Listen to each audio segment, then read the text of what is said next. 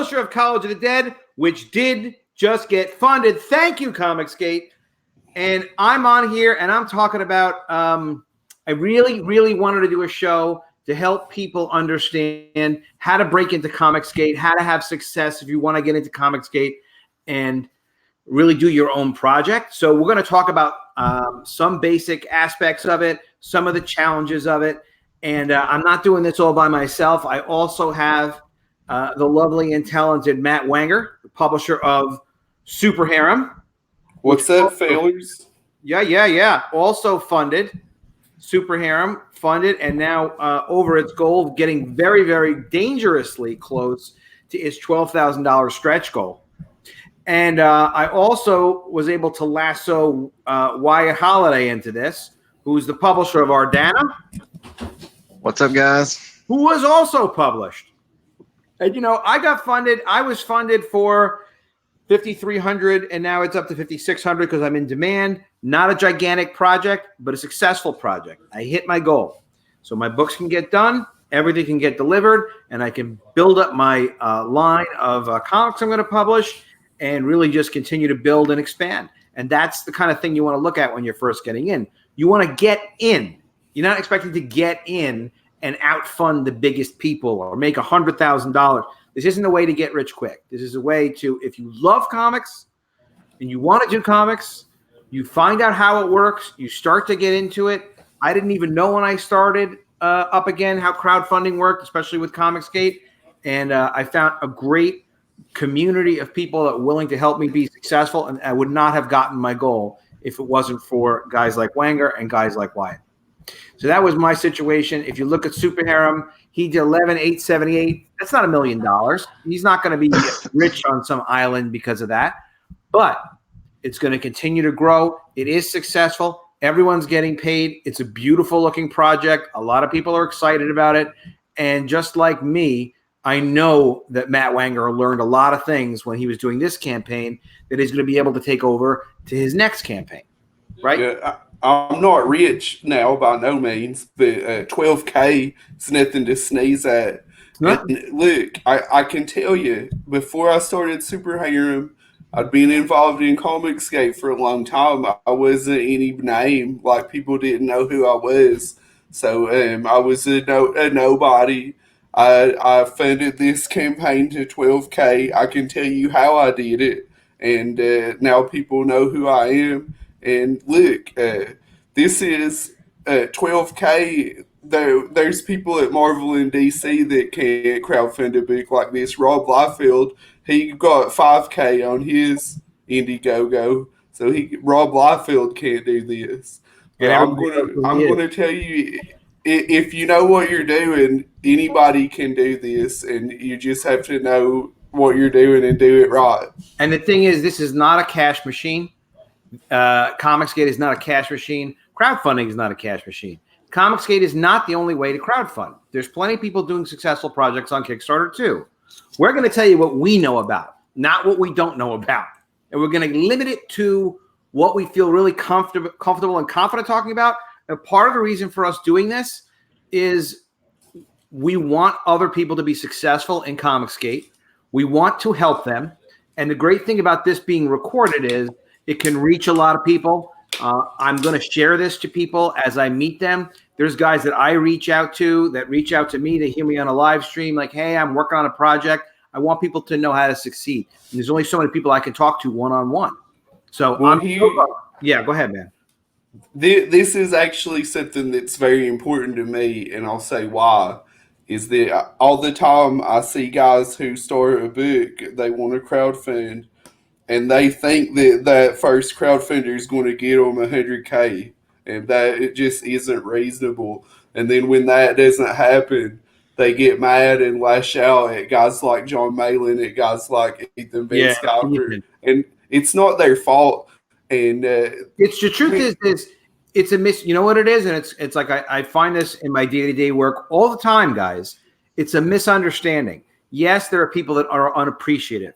You know, yes, there are people that reach out to Ethan Van Sciver, and he doesn't have even a schedule for the show that he does where he pushes and promotes other people's comics.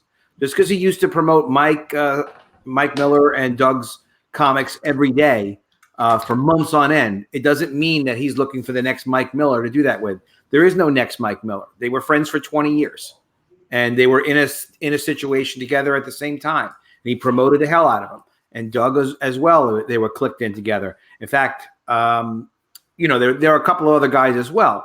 But the point is, you got to know the basics of getting into COMICSGATE, what to do, how to make some friends, how it works, and also get an answer to why are there some beautiful projects. And I'm going to just step on top of my project right now.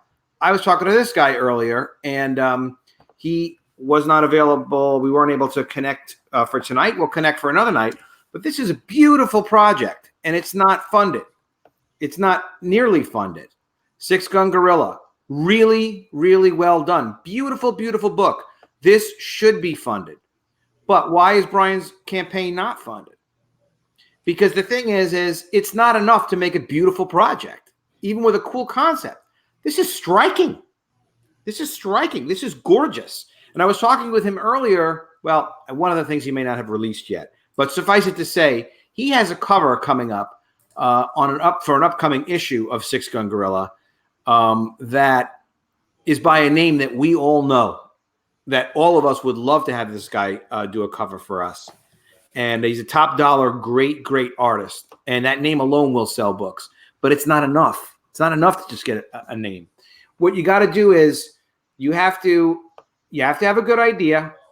You do. You have to be willing to work hard and promote your comic. And you have to make sure people are aware of you and what you're doing by the time you're launching your comic. Right? Wenger. Yeah. That's the deal, right, Wenger? Yeah. Can you share my screen? I want to just go talk a little bit more about something I was saying a second ago. Absolutely. Well, I can share your – oh, you mean Super Harem, or you mean – because you don't have a camera? Oh, there's Romaine. We're going to put Romaine, and he does Fireshine. There's Wenger's screen. Yeah. Screen sharing. Hey, Romaine. Hey. Romaine's the publisher of Fireshine. He recently just got funded, and we will talk about his project and how he found success as well. Hey, it's Carlo Rove, Deathsworn. Oh man, we'd love to have you in as well, Deathsworn. Hopefully you can do this another night, Carl. It'd be great to have you because you had one of the really quick out of the box successes for COMICSGATE. But it wasn't just that you dropped it on the world. You had some help from Von Klaus, and you kind of knew how to position yourself, and you were a great example. So yeah, we're going to add Wenger's screen. All right, we got Wenger's screen right now. Wenger, break it down, brother. You should be seeing this tweet from John Malin. Is that what you're seeing? I do. It looks fantastic. Oh, yeah, I commented. I got to like it. John Malin. Hey, there I am at the top. All right. This is the issue with this miscommunication. This is why it's so important to me.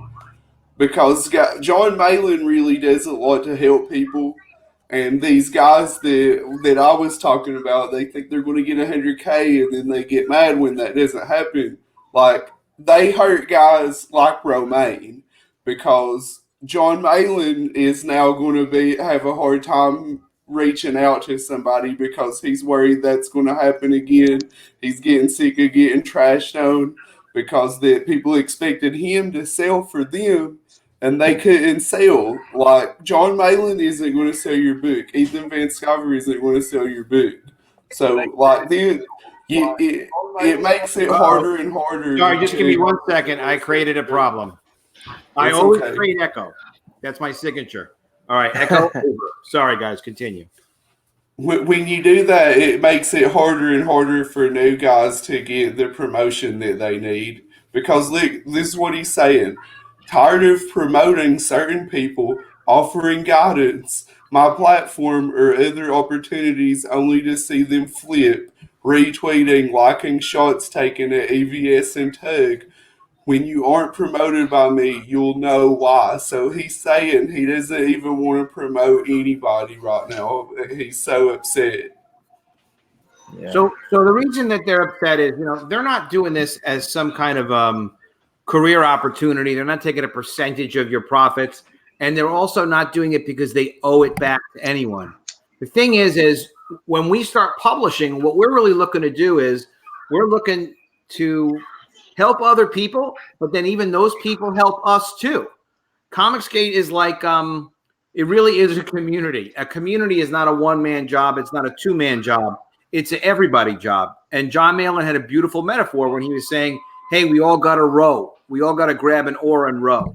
So, and if you get into the COMICSGATE business where you're going to make a comic, or you're a customer and a fan, and you want it to be vital, you want it to be successful, you want it to grow, you want it to be here 2-3 years from now, you want more creators to come in and just do passion projects, great projects. What you have to do is just try to help whoever you can, and don't be looking for somebody to help you out. You can certainly ask, and if they say yes, great, but you can't expect it. You have to just, sometimes it's timing. Like I have a certain number of people helping me on the show tonight. Well, I would like to have 15 people helping me on the show tonight, but there's a limit to the number of people I can even put on a screencast, and also obviously have an intelligent conversation. So the thing that we talk about is we talk about getting known on Super Harem. Okay. We talk about getting known for your project in COMICSGATE when you're going to launch on Indiegogo. All right. Now, when I was first looking at crowdfunding, and I crowdfunded 1 or 2 really small projects on Kickstarter. And I actually tried to do College of the Dead on Kickstarter about a year ago or a year and a half ago, and did like $1,000 on it or less, 600. I don't know what it was. It's terrible. What's different this time? What was different this time? Well, I had Kyle Ritter color my cover, which was helpful, but the color cover wasn't enough. It was about being involved and getting to know people in COMICSGATE. So I'd like you to tell us the story, Wenger, of you were involved with COMICSGATE for at least 6 months, right, before you started publishing. Well, I mean, it was really like 2 years. Ever since it started, I've been there. But let me interrupt you for 1 second, just so people know you can't come from no involvement in COMICSGATE, like zero, to all right, you're very involved and you can take advantage of and work with the whole community, overnight. But you also don't have to wait 2 years. So let's just talk about a scope of like, give yourself a good 2 or 3 months of following people in COMICSGATE.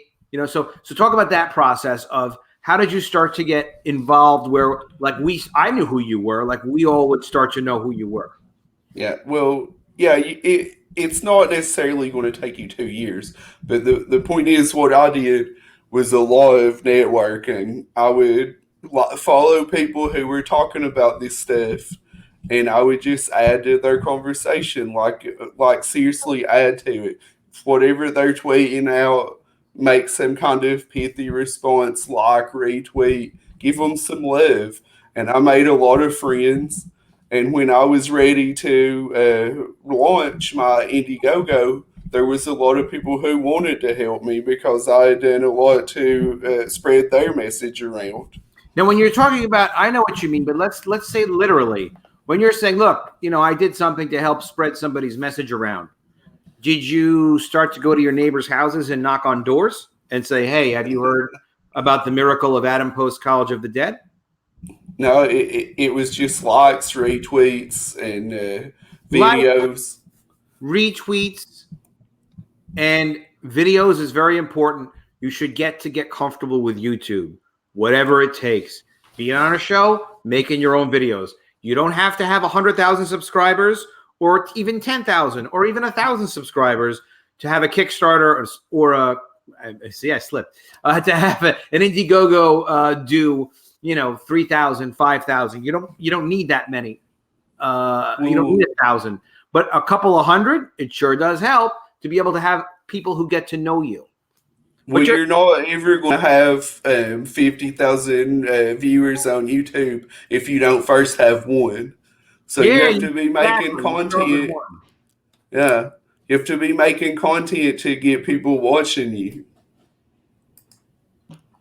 You're making content. So what kind of content are we talking about making? Things that interest you that you're comfortable talking about. Do you have to have a YouTube channel and promote that? No, it helps, but you don't have to. Von Klaus with Monster MD, I use him as an example, very often. he doesn't have a YouTube channel. He didn't have a YouTube channel when he did most of his success on Monster MD, which raised about $60,000 so far. But he did appear on a lot of YouTube shows. You know, he was comfortable to talk, and you have to practice that a little bit. Be comfortable to talk about what you're doing. But what Wenger is telling us now is the first thing he did was he would follow people on Twitter. He would retweet guys who had projects. Be like, we always notice who retweets our projects. And we also notice who doesn't, by the way. Don't get scared. But, you know, obviously, if we at you in something and you're not ever retweeting us, we know who you are. And it doesn't mean we're out to get you. It just means like, all right, I can't depend on them. And, you know, you're not going to feel the same way about retweeting them and promoting them. So you don't have to retweet everybody. But, you know, don't be reasonable. You know, just try to help out. If you love COMICSGATE and you love comics and you love what it's about, what we're trying to do, go out of your way to support it. Tweet, retweet. If you're going to do a retweet, you know, if you do a quote tweet where you say something extra, like with my stuff, I love when people retweet me, but I even like better when someone makes up their own tweet and they quote tweet and be like, hey, you better watch out for zombies because Adam's got them all and they're coming after your ass, or something cool like that. Just something fun. It's like, oh, wow, it's, you know, this person's really putting themselves out for me. You know, it's very appreciated. That's why if you notice with me, it's almost ridiculous. I really try to thank everybody who does something special interacting with my content. So, and if I really like you, then I put your name in all caps if I really appreciate what you did. That's one of my favorite things to do, man. Have you ever seen some of the promos that I've written? Oh, yeah. For other people's books? Like, I love doing that. I'm sure I've seen some. And you did one. I think you did do one for me, too. Probably. And, yeah, I think you did. Well, I think even recently.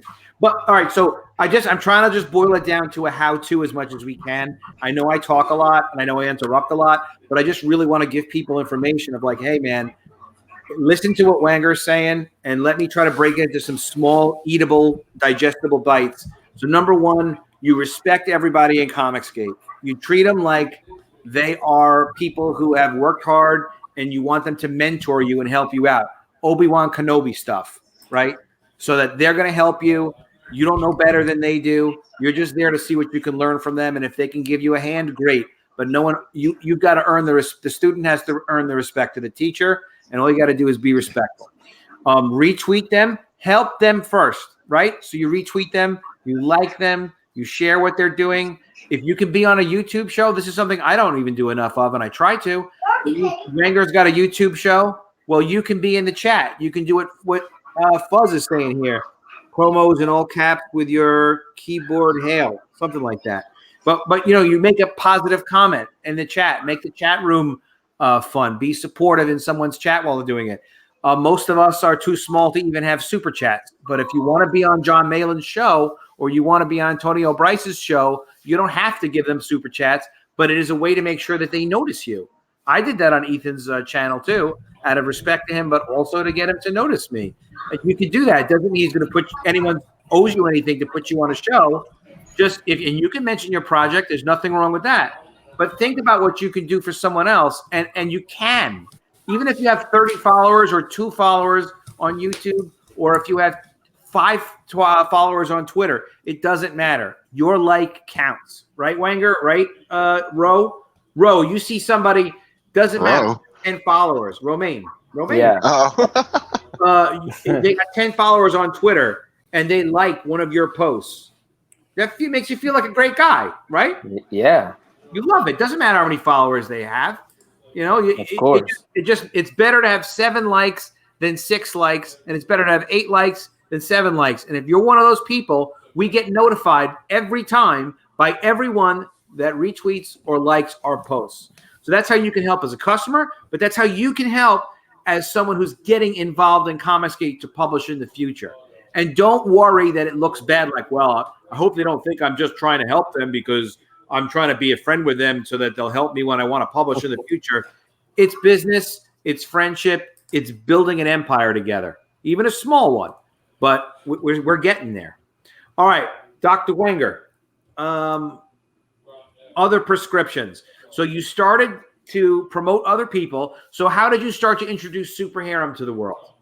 Yeah, I actually love promoting other people. I have an open invitation. Anybody that wants to come on my stream, if they've got a book they want to talk about, all you got to do is DM me. Like, I love sending retweets of your stuff. I love getting you on there. I want to give people a chance to sell because to me, what ComicsGate really represents is a return to meritocracy. Like, even if your book isn't something I'm interested in, I'm going to give you a chance to sell it to the audience because I feel like that's something we can give back. And I don't see anything wrong with that. If you can sell, I think that's great. And I like to see that.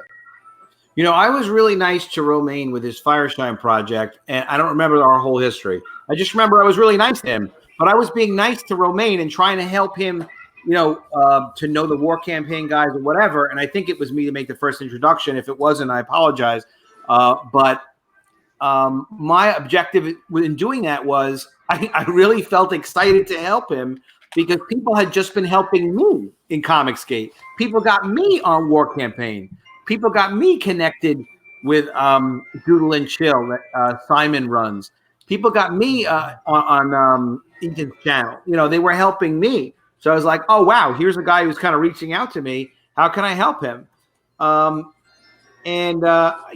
was thrilled to really be able to do it. And then, Fireshine is not a gigantic project. But again, that's not what it's about. Fireshine is a really important project to Romaine. It's his first published project. He loves comics, and he's funded now. He has 3 days left. He's got really reasonable, and we'll talk about specific projects and individual tiers, as we go. But it's just his book is totally done, 50 pages. It's full color, and he, $12 for what do you get? The black and white version. We'll look at some of these things, but the bottom line is it's very affordable. You're helping his dream come true, and he's the kind of good people that he does this small project, and then he could do a bigger project. But the thing that's so cool about Romaine is when my project, College of the Dead, was closing up, he was retweeting and he was helping me. He knew exactly how to play the promotional game because I helped him.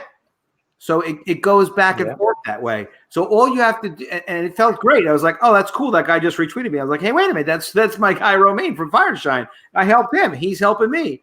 It's a cycle that just continues. And that's why there's an industry. That's why there's comics, because we're putting out stuff that we love, and other people have to make it, and then other people have to buy it. And then those people that buy it, we were all the ones buying these comics when we were kids. That's why we like them, right? Yeah. So the people that buy them, the people that make them, the people that promote them, it all goes in a circle, And then if you want to make more books, you want to get serious about this being a full-time career, you can do that over time. But you start small, and you start out by helping. Other people. So I just want to ask you because you had the most success of us so far, Wenger. You had the biggest dollar number there. So you started to promote other people. You promoted people on your YouTube. You promoted people on Twitter. What else did you do? Well, just like you're saying, I was just friendly. I made friends, and then when the time came, I wanted to do my own project. I had a lot of friends. I knew a lot of artists I could choose from. Now that's a damn good question. How did you meet Joe Ball? Was it just by out there promoting and being around comics? Be like, this guy Joe is freaking amazing. Because Joe, I got to know all these great artists, and I picked the best one that I could get. I said, Joe does great work. I'm going to ask him if he wants to do a project. I talked to him about some ideas I had. He really liked Super Harem, and that it was all history from there. And you found him because he's COMICSGATE, right? Yeah. And just from going around and promoting and being involved in COMICSGATE. Joe is the one that introduced me to War Campaign, and they got me introduced to Doug Apple. So it was it kept snowballing. Like I got on bigger and bigger shows, and then I was finally on Ethan's show. That's what you want to do, is build up your presence. You're not going to go on Ethan's show like right away. You can go on our shows, then you can go on like at Narwhals. That's what I did. Go on War Campaign. You want to get yourself noticed as much as you can. Now that is, I'm glad that you brought that up about. Oh, there's Vinny. All right, we got Vinny T as well. Just real quick, we'll get Vinny in the game. Vinny Tortomella. Hey guys, how you doing? Excellent. Hey. Vinny has internet now, so sorry, but you're gonna have to just deal with that. He's got a lot to say. We're actually gonna hear more than 50% of it. Yeah, Vinny, it's we're true. just talking about COMICSGATE tonight, and Wenger made a really good point, and I'm just going to elaborate a little bit on it. So just go with the flow, and you know, we love you. You're always great to have. So, so what Wenger was talking about is something that is really, really important to getting some freaking perspective. First of all, what you just heard from Wenger is, now Wenger is the writer and creator of Super Harem. That's who he is. Right. And he loves comics, and he spent some time around COMICSGATE, and eventually he started noticing, like a lot of us do, like, oh my God, there's some amazing artists in COMICSGATE, and like they're not working. Like I could actually hire this guy to do stuff for me. Like, yeah, man, you actually could hire people to do work for you if you want to write comics. There are artists around. So Wenger got to know people. You don't have to be the only person doing the work. You don't have to be like, well, I can't draw, so I can't make a comic. It's like, no, you don't have to. First of all, like me, I didn't even write College of the Dead. I had the idea for it, but I have experience in working with writers and artists and collaborating with them. I published comics before, but just not in recent years, really. But it doesn't matter. I just saw a guy tonight. I don't know if he wants to put it out too publicly, but he is one of the COMICSGATE guys. He is just for self-publishing. I know him to be a good writer.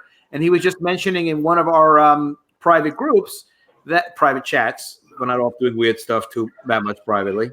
Vinny, don't tell them. No, it was one of our private groups. That's just a joke. One of our private groups. And he was saying, hey, if there's anybody any artist that want a script, I want to do some more practice writing. And if you want to draw it as an artist, you don't even have to pay me. And I'm listening to them say this, and I'm like, that's ridiculous. But people they want to expand a little bit. I've seen Von Klaus offer to write for other people. The guy who writes Monster MD and created it and is publishing it also wrote for Graveyard Shift. So there's a tremendous amount of talent. So the way Wenger found talent was just by contributing his presence and his interest in comics and in COMICSGATE on Twitter and on his YouTube channel, just helping to promote other people. He noticed there were artists. He reached out to Joe Ball. And then anyone who's in COMICSGATE, who's been around it for a few months, especially publishing, they know that there's a thing called War Campaign. You know, they know that there's Ethan Van Sciver's show. We know a lot of other guys and even smaller channels too that are a great way to get started and then build yourselves up. So the thing is you just have to want to do it, and you just have to learn how to do it and be a little realistic when you start. Now, I just want to tell you real quickly what Wenger was saying. You don't have to go on Ethan's show. It's true. You know, I got my first public show, my first show on a YouTube show was on Ethan's show. And I was like overwhelmed because there was me. Yes, me. I was overwhelmed. There was 9 other people on that show. And they had all been on shows before. Including me. Scary, devastating Vinny Tartamella. He has scared me. Vinny has scared me. But no, I mean, you have a lot of other guys, and they're all artists, and they're used to talking about their work constantly. And like, yeah, well, you know, Vinny worked for Todd McFarlane, and Von Klaus is like a superstar, and you had the whatever, a whole bunch of guys on there. And then Ethan's just like, Adam, let's talk about College of the Dead. And I'm like, yeah. Yeah, that's not what you want. Like you don't want to be people. If you went straight on a show with the audience that large, you're just going to embarrass yourself. Well, at the first show, I am good at embarrassing myself, and I got the nickname Half Speed Tucci, okay? Well, you go with it. I'm fast. You're really good at going with it, Adam, so even when things don't go well, like, you're able to recover. I thought we were doing great tonight. Huh? I thought we were doing good. What do you mean they're not going well? No, I'm talking about, like, if somebody went straight on... If somebody went straight on a show with a lot of a large audience and they weren't ready. Straight up, it's very dynamic. Ethan is a phenomenal host. Ethan Van Sciver is highly skilled. He's also very caring. He will never make somebody the butt of a joke and make them feel uncomfortable. You don't know how good you have it when you get to be on Ethan's show. He also makes all of us interesting. It is hard, like Malin was saying tonight in that tweet, it's hard work to do a show. It really is. Yep. And you don't have to pay. You just have to say thank you and be respectful. And be just generally don't be a jerk about it. Appreciate that someone's on. But sorry, go ahead, Vinny. No, I said that's yeah. Well, are you for real? In other words, retweet only Vinny. Retweet Vinny. Vinny? Wait, am I coming in or am I breaking up? Yeah, no, we hear you, brother. You sound better now. All right. Did you guys hear that huge fart I just let? Come on, nigga. Class it up. It was Adam's voice. I don't know if that picked up or not. In other words, Vinny says just retweet him constantly. Yeah. Just you got to keep helping one another because that's the whole. That's what makes COMICSGATE. Just keep getting everyone else's projects out there as well. And we always noted. You know, Vinny, I was saying it earlier, and I bet this is true for you too. You know who's retweeting you, and you know who isn't, right? Right. You know because you see the names when they do, and it's like a reward, like getting free candy. And then you know that there's some guys that you send your tweets to. It's like, how come this dude never retweets me? Then eventually you're like, all right, whatever, you know. But then you don't expect it, and then you can't back that guy up either necessarily. Right. When he has one important. Right. But it's not like you can't do everybody all the time, but you try to do as many as you can, or at least the ones that are really cool with you. No, you know, if you're in like 5 or 6 Twitter groups with Vinny, and he posts the same tweet to retweet in every group, you better retweet every one of them because Vinny's counting them. If not, he's coming after you. No, one is I'm enough. not counting them. Vinny told me one is enough. I can do it. If I'm in 6 groups with Vinny, I am to retweet one of those groups. Now, when I started, I didn't even know what a Twitter group was. I still don't know how to make a Twitter group.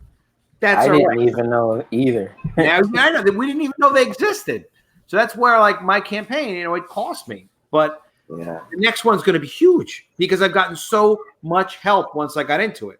But I just want to I want to finish this one point, though. It's really crucial about being, like, on Ethan's show, being on the big shows. Really, seriously, no joke. You don't want to be on a big show first. All right, you really don't. You want to be on 1 or 2 small shows. One great small show. There's like actually my favorite show of all shows was Jason from StarCaps Network because he gave me an hour and he asked really intelligent questions. And it was a small viewing. He gave me permission to repost it. It's on my channel here too. Don't forget to like and subscribe, share, and smash that button and all those other good things. But there's a 1 hour early interview that he gave me. And I learned like, oh, okay. He asked these intelligent questions because he's smart and he loves comics. And I was able to, and he respects comic creators. I was able to figure out that like, oh, okay, I can talk to him like interestingly and kind of passionately for about an hour about my stuff. Yeah, so, to this day, he's still the easiest stream I've ever been on. Like the interview questions, it was just like softball questions that I could talk about all day long. It was great. He just really makes it but he's a small show. So it was after I was on his show that I was on Ethan's show a second time. And then, honestly, I felt a lot more comfortable and confident. So if Ethan was like, all right, well, let me ask you about this, and he just threw something wacky at me or whatever, or a good question, whatever, I would know how to respond in an intelligent way because I had said it before. So you get a lot more confidence just by practicing. So just Zade Comics is going to be on some show tomorrow. Who cares, Zade Comics? He's going to be on with Jason. You Magic Cop. bastard. Yeah. So everybody watch Magic Cop tomorrow. I don't know, on Jason's show. So Jay, that I know I'm only teasing you. That I don't know if it's Phil or Brandon, but both of you. I think it's Brandon. It doesn't matter. It is a great show to be on, but it doesn't have to be his show. You can be on any one of a number of shows. My Twitter handle is @ComicsWeLove, and I'll share a list of shows with you guys and contact Twitter handle the best I have it. It's not 100% perfect, but it's got about 10 shows on it, and any of them are fine. Contact those guys and just be very polite and say, hey, I would love to be on your show if you have time for me. Give them a link to your project or your pre-launch page, and just be respectful and appreciate them like they're doing you a favor, and just be cool. That's all you got to do is be cool. Even though you have a lot at stake, don't go on with an attitude of like, got to make it happen. It's like, you just got to have experience. You just got to get more and more comfortable. And then, sure, eventually there are bigger and bigger shows for you to be on. But know this too, there is no leader of COMICSGATE. There are influencers.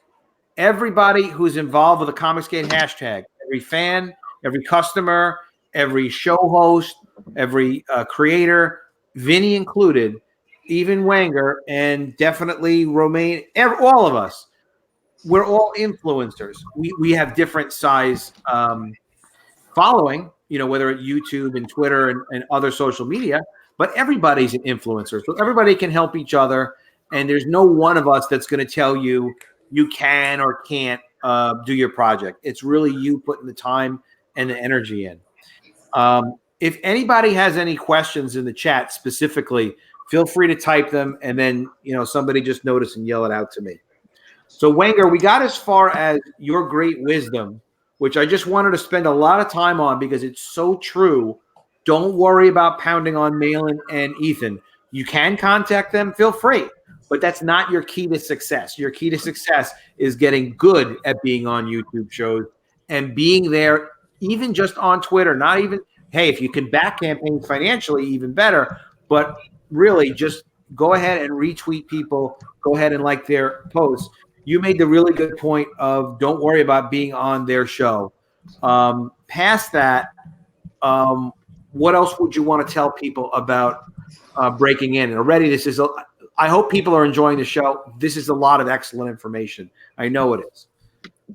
What else? Well, you really want to build up your confidence is the most important thing, because nobody is ready to talk to 1,500 people at the same time out of the gate. Like, no matter, you might be a very charismatic person, but that's just not a natural thing to do. So, like, start off on the smaller show, build your confidence, make your own videos, do your own streams, and that's really what I can tell you to be doing right now is just whatever, just get started. You have something that you're passionate about or you wouldn't be here, so make a video about it tonight. And you can keep it private. You don't even have to publish it. Even just make a 2 or 3 minute video just for yourself to see how you sound and see how you look, right?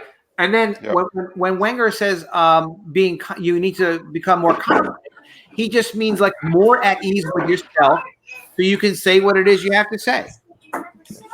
It's just trying to showcase how natural you are with your regular friends and family. You want to try to build that same type of that voice to audience, essentially. Yeah, you want to have that friendly familiarity. Yeah. Because like I learned a lot of that from the convention scene. So like there's been other people who like around me at shows that they're Marvel or DC. Usually have a nice crowd around my table because I'm very, very friendly with people. I'm willing to listen to them as well. But it's about giving yourself to people, essentially, You want to be nice, you want to be kind, and you want to get the message across of what you have and what you're trying to push. Romaine, why don't you give us some insight, if you're comfortable, about now you've been funded. You're going to go probably going to go in demand after this.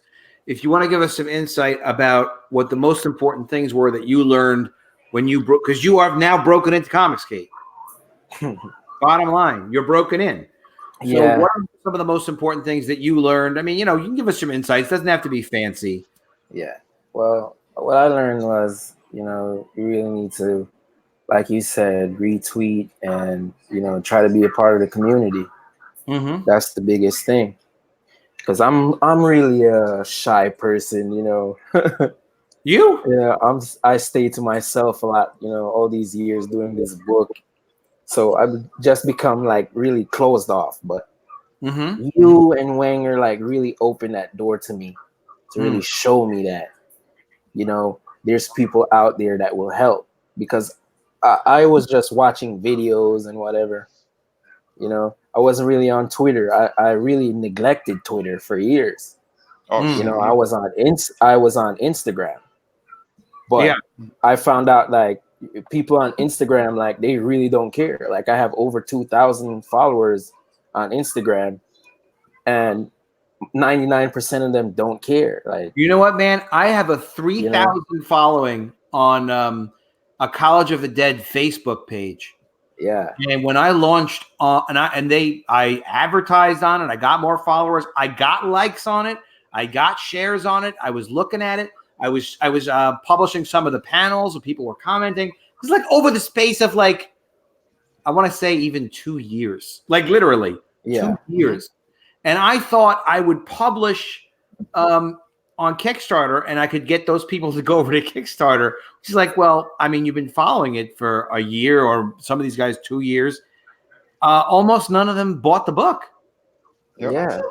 Same here. Like, so it's not the same. Yeah, really not the same thing. It's amazing. It's not. They're not. Like, Twitter is more of a community. Like, we could share each other's stuff and talk to each other like immediately. Yeah. Yeah. That's what I learned. Like, make things happen. Instagram and Facebook is like for the narcissists. They want the likes. And the attention. They don't want to give no one the attention.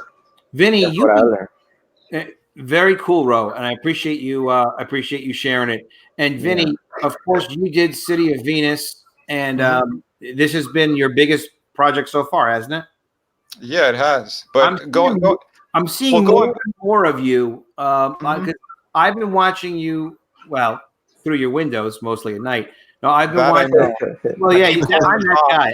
I'm that guy in the gorilla costume that's peeking through the windows. Got to get your alarm. Got to get your alarm, Vinny. Clown is somebody. That's how I keep Adam away. It's not going to work. Screaming, I want your back hole. I want your back hole, and I'm telling him no. Well, that's a war campaign thing. That's a war campaign thing. And I'm glad I earned that. But I was supposed to deliver 3 or 4 a year to them, so I got to, I have some debts to pay with them. But in any event, but I have noticed, when you did your first campaign in the woods, I was like, all right, yeah, he's a guy, he's out there. Through the woods.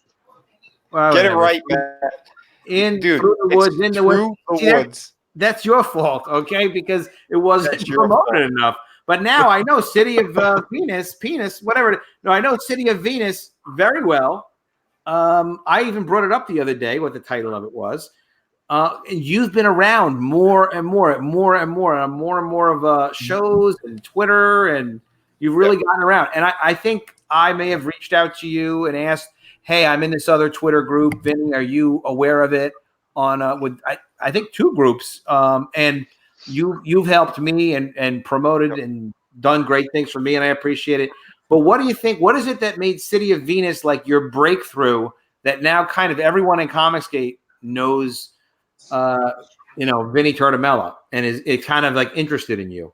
Yeah, well, before getting into that, I just want to say the same thing of with the other social media, Facebook, Instagram. I run across the same exact thing, and the sad fact is that I've been all over the place. I've been doing shows everywhere. I've had big media coverage on some of the covers that I've done over the years, and same exact thing.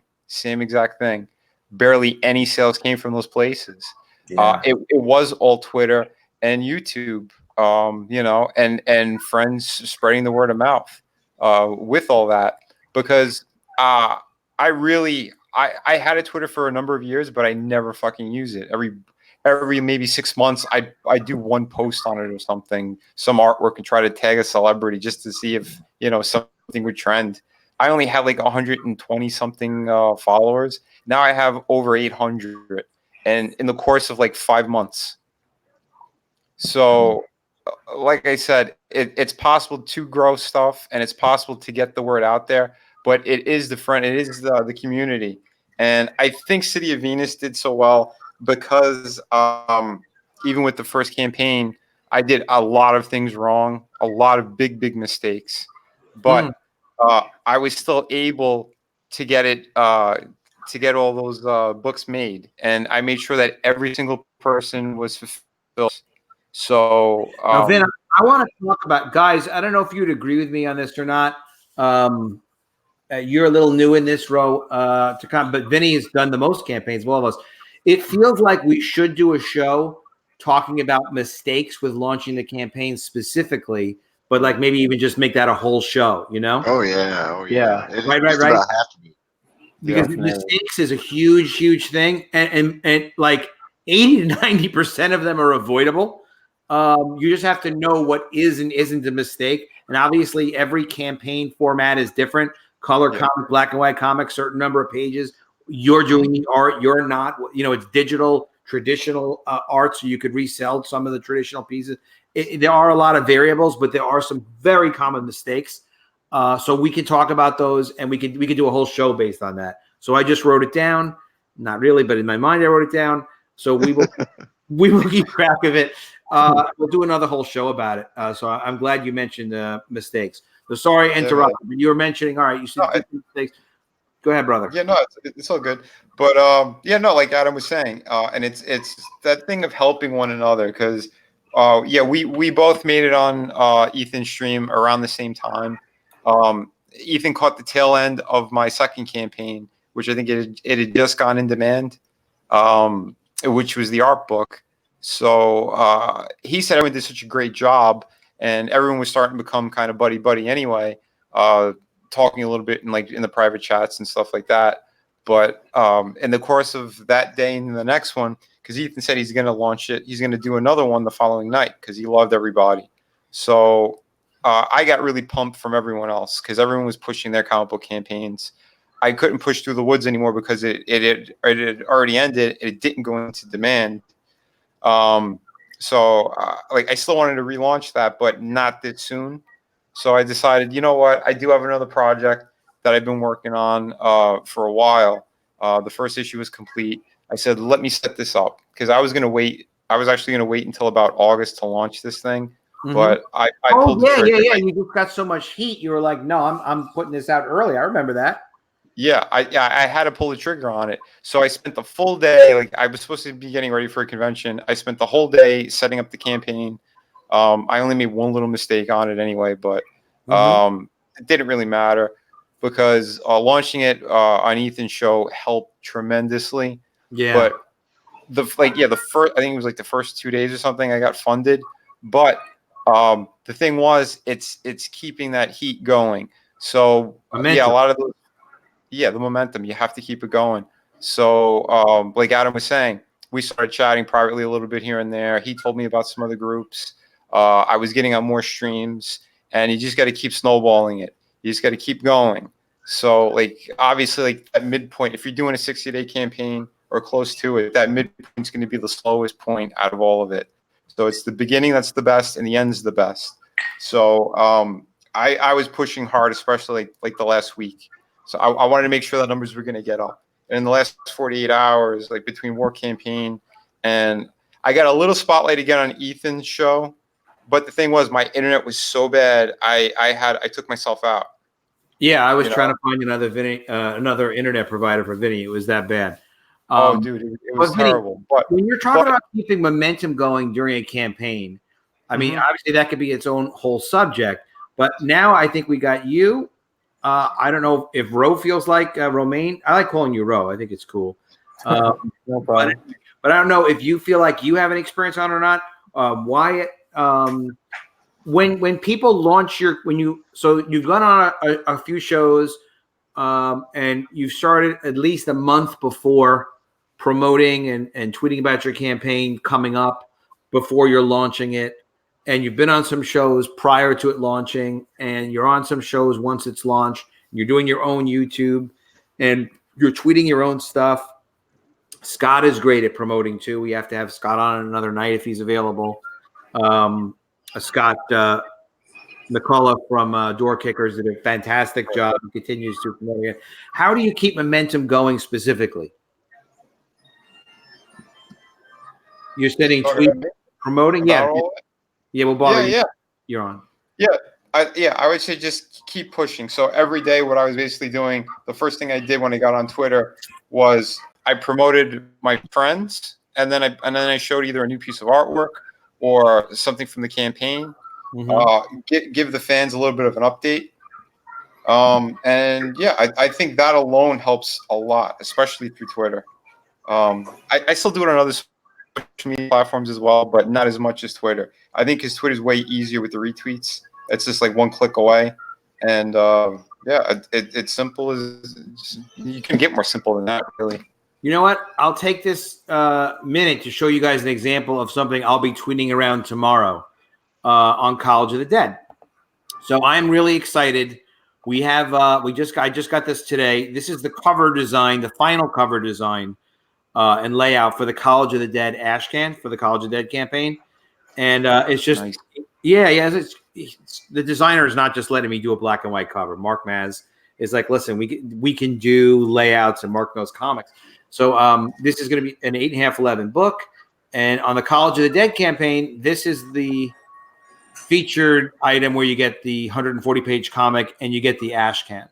But as you can see, it's not enough to just deliver. You know, we want to deliver it and make it something special. But I'll tweet you guys seeing it first now, but you'll see me tweet this tomorrow, and you'll see other buddies of mine retweeting it. And that gives you an idea of like, that's how you can keep momentum going. Now, I'm still on In Demand. So anybody here, hey, by all means, go on here and buy copies of College of the Dead. The links are in the description, right? And that's fantastic. But the way to keep momentum going is there is new stuff that you can mention. There is new stuff that you can tweet about. You know, Vinny can do this when he's working on City of Venus, and he's got new stuff coming out, and the final prototype books come in, and we all get interested. Everybody who's interested in COMICSGATE is also interested in the production process, and they like to see pieces coming together, and they love to see stuff actually getting made. Totally. Yeah. Let me hit up Wenger real quick and ask him again what he's doing to keep momentum going, or what his plans are to keep momentum going on his campaign right now. Sorry, I'm clicking on everything, and we'll ask Wyatt because he just finished up too. So, Wenger, how are you doing your magic? How are you going to be keeping momentum going? Right now, you know, we're very close to our stretch goal of 12K, so we're going to be getting a color book if we hit that, which I believe that we're going to do it. So I've just been hopping that. I went ahead and paid my colorist to do some pages so people can see what it's going to look like. And hopefully we'll have some of those really soon. I know that he's working hard to make it look awesome. And, you know, I've been working really hard to entertain my backers in the meantime by making interesting content on YouTube. So I look all the time to try to find stuff to make cool videos about. And that's really what I've been doing. You know, I'm going to see if I can get Scott's come on for a minute too, because he really helped me. He gave me some good advice, and so did one of the fans about promoting College of the Dead and making sure that I have, you know, new panels and new art that's coming out. But I'll tell you what, Scott has a public relations background. I like to try to mention this. I always get his title wrong because I don't really understand what it is he does. But it's something like PR crisis management. He always explains it much better than I can. We'll see if Scott has a minute to just spend a few minutes with us and help the community understand, like, how do you maintain momentum? Because that is no joke. You know, it's not easy to just flip a switch and all of a sudden there are people that are interested yesterday, and then they're going to be interested in your campaign tomorrow, and then 3 days from now, and then you're going to launch another campaign, and they're going to stay interested. And we'll see if Scott has a minute to jump on with us. Hopefully he does. He gave me some really good advice during the last week of College of the Dead, and it was Scott. It was everybody. Vinny, Wenger helped. Romaine retweeted me. I was just saying that earlier before, and that's really what it takes. Is it does. This is almost like when the Amish build a barn. It's like if you've ever seen the videos, there's 100 or 200 guys, and they're all standing around a barn. They put up this gigantic structure. They do it in a day, but you earn it, and we know if you're faking, if your heart's in it, do it. If your heart's not in it, honestly, Kickstarter, you can go on Kickstarter, or you could do fine there too. But if you want to be around other people that want to help you be successful and, build a future for comics the way we want to build a future for comics, of just good comics, creators can make money, fans can get what they're promised, the comics can keep getting better over time. That's how we do it. Absolutely. Yeah, Absolutely, definitely.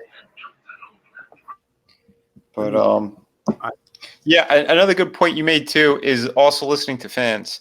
So for City of Venus as well, I had certain tiers set up, and I was making sketches available, right? Yeah. But I had done it for like the ultimate package, which was like the 2 art books plus City of Venus and the head sketch. Well, on my previous campaigns, on one of them, I had done a head sketch with one of the other projects, and that one of my backers, he says, well, I have the first art book already. Would I have to pay for that as well and get that one again if I want another original artwork? I said, you know what? Give me specifically for him, where it was just the volume 2 plus the comic book and sketch. Yeah, and sure enough, the kind of guy you want. He already bought the first volume 1, right? So you wanted to buy volume 2 plus the comic. That's perfect. Yeah, and then what happens? Other people are in similar positions where they had the first art book, and they decided, hey, I want a sketch too. I saw some of the sketches; they look amazing, and I got a couple more backers on that, which is an amazing thing, just by that one guy's suggestion. So you have to listen to everyone. Try to accommodate as many as you can. If it's too complicated, obviously you can't. But if it's something simple like that, yeah, go for it. Yeah. I had someone contact me and ask, say, hey man, I just want the black and white cover, and I was like, okay, I'll make you a perk. Send you the link. Yeah. Oh, that's cool. It works, man. And so that's not a perk by itself, but he asked for it, so I mean that's what he wanted, so that's what I give him. Yeah, so you need a black and white version of your. Well, the black and white cover. Okay. The black and white variant cover. Listen to customers. Hello. Yeah. Are you here? Oh, there it is. Yeah, listen to your customers. My little thing wasn't popping up. They want to give you money. I'm going to tell you something. We're in a very fortunate situation here, a situation that you would want to be in if you want to entertain people, if you want to sell them escapist entertainment, because people are desperate for escapism, because the mainstream don't have it anymore. Everything is political now, and people don't like that. And they're desperate for this content, and they want to get it, and they want to give you money. And if it's easy for them to access, they're going to get it, and they're going to pay you whatever you ask, really. Yep. And have you found anybody asking you for special stuff, Wenger? Or have you gotten ideas from people asking about stuff? I'll tell you, I think I might add another tier just to keep things going. I've been thinking about what I might do. What I've been getting, I guess I'm kind of an in-demand writer now, so people are asking me to work on their projects, and I really don't even know what to charge. I don't know what's a normal price for a writer. I've just never thought about it before. Wait, what would you do for them? For what fee? For what service? Right. People are asking me to write on their projects. I'm in demand, Adam. I'm in demand. I had people at Bubba Oh, we want you to Fest. write. Yeah, I had people at Bubba Fest. They were wanting me to hire them for art and all kinds of stuff. You know, it feels good. Yeah, it's a great feeling. Once you start publishing, it really does open a whole other world to you. It's weird, and people do come with you, bring you projects to publish, or will want to hire you to do stuff. As far as writing, I do have a suggestion for you on that. Is just a straight up like 25 a page is fine. Minimum 10 pages, and less is it kind of doesn't make sense. And that just that's a rough rate that you can go with. You can charge less, you can charge more.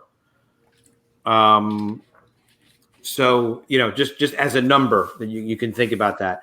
Well, look, while we have ourselves here and we're talking about our campaigns, let's review campaigns real quick. Let's talk about Super Harem because we're on the Sexy Super Harem page as we are. And Wenger, let's go through what Super Harem is, the basics of what it is, and then let's hit up on tiers, brother. Super Harem is a sexy comedy. It's action adventure. It's sexy ladies and giant monsters. It's what comics should be. I like sexy ladies and I like giant monsters. Yeah, you have them together in one comic? Yeah. Who doesn't like that? Everybody likes that. And are they against each other or do they like each other? They will be fighting. These sexy ladies are getting incredible superpowers from our protagonist, Tim. He has a bizarre power that he can bestow superpowers on women through his lovemaking. But it's only for a limited time he gives them the power, right? Yeah, they get charged with so much power, and once they use it up, they're going to have to come back for another fix. They're going to get another injection of that power. Nice. Nice. Very nice. Well, I mean, that's a very cool basic high concept. It tells you it's going to be a lot of fun. The artwork is fantastic. Joe Ball's amazing. And this is by Carl, right? Carl Rowe? Yeah. Carl Rowe? We have Carl made our poster. So if you get the middle tier, we only have 3 tiers. I like to keep things simple. If you get our middle tier, which is it's only $25, and you'll get a physical book and a poster of Carl's art there. Beautiful. And the book is going to be signed by me. Excellent. Excellent. And so what does Super Harem have in it? Super Harem, our high tier is only $75, which I think is a great value. A lot of people went for that.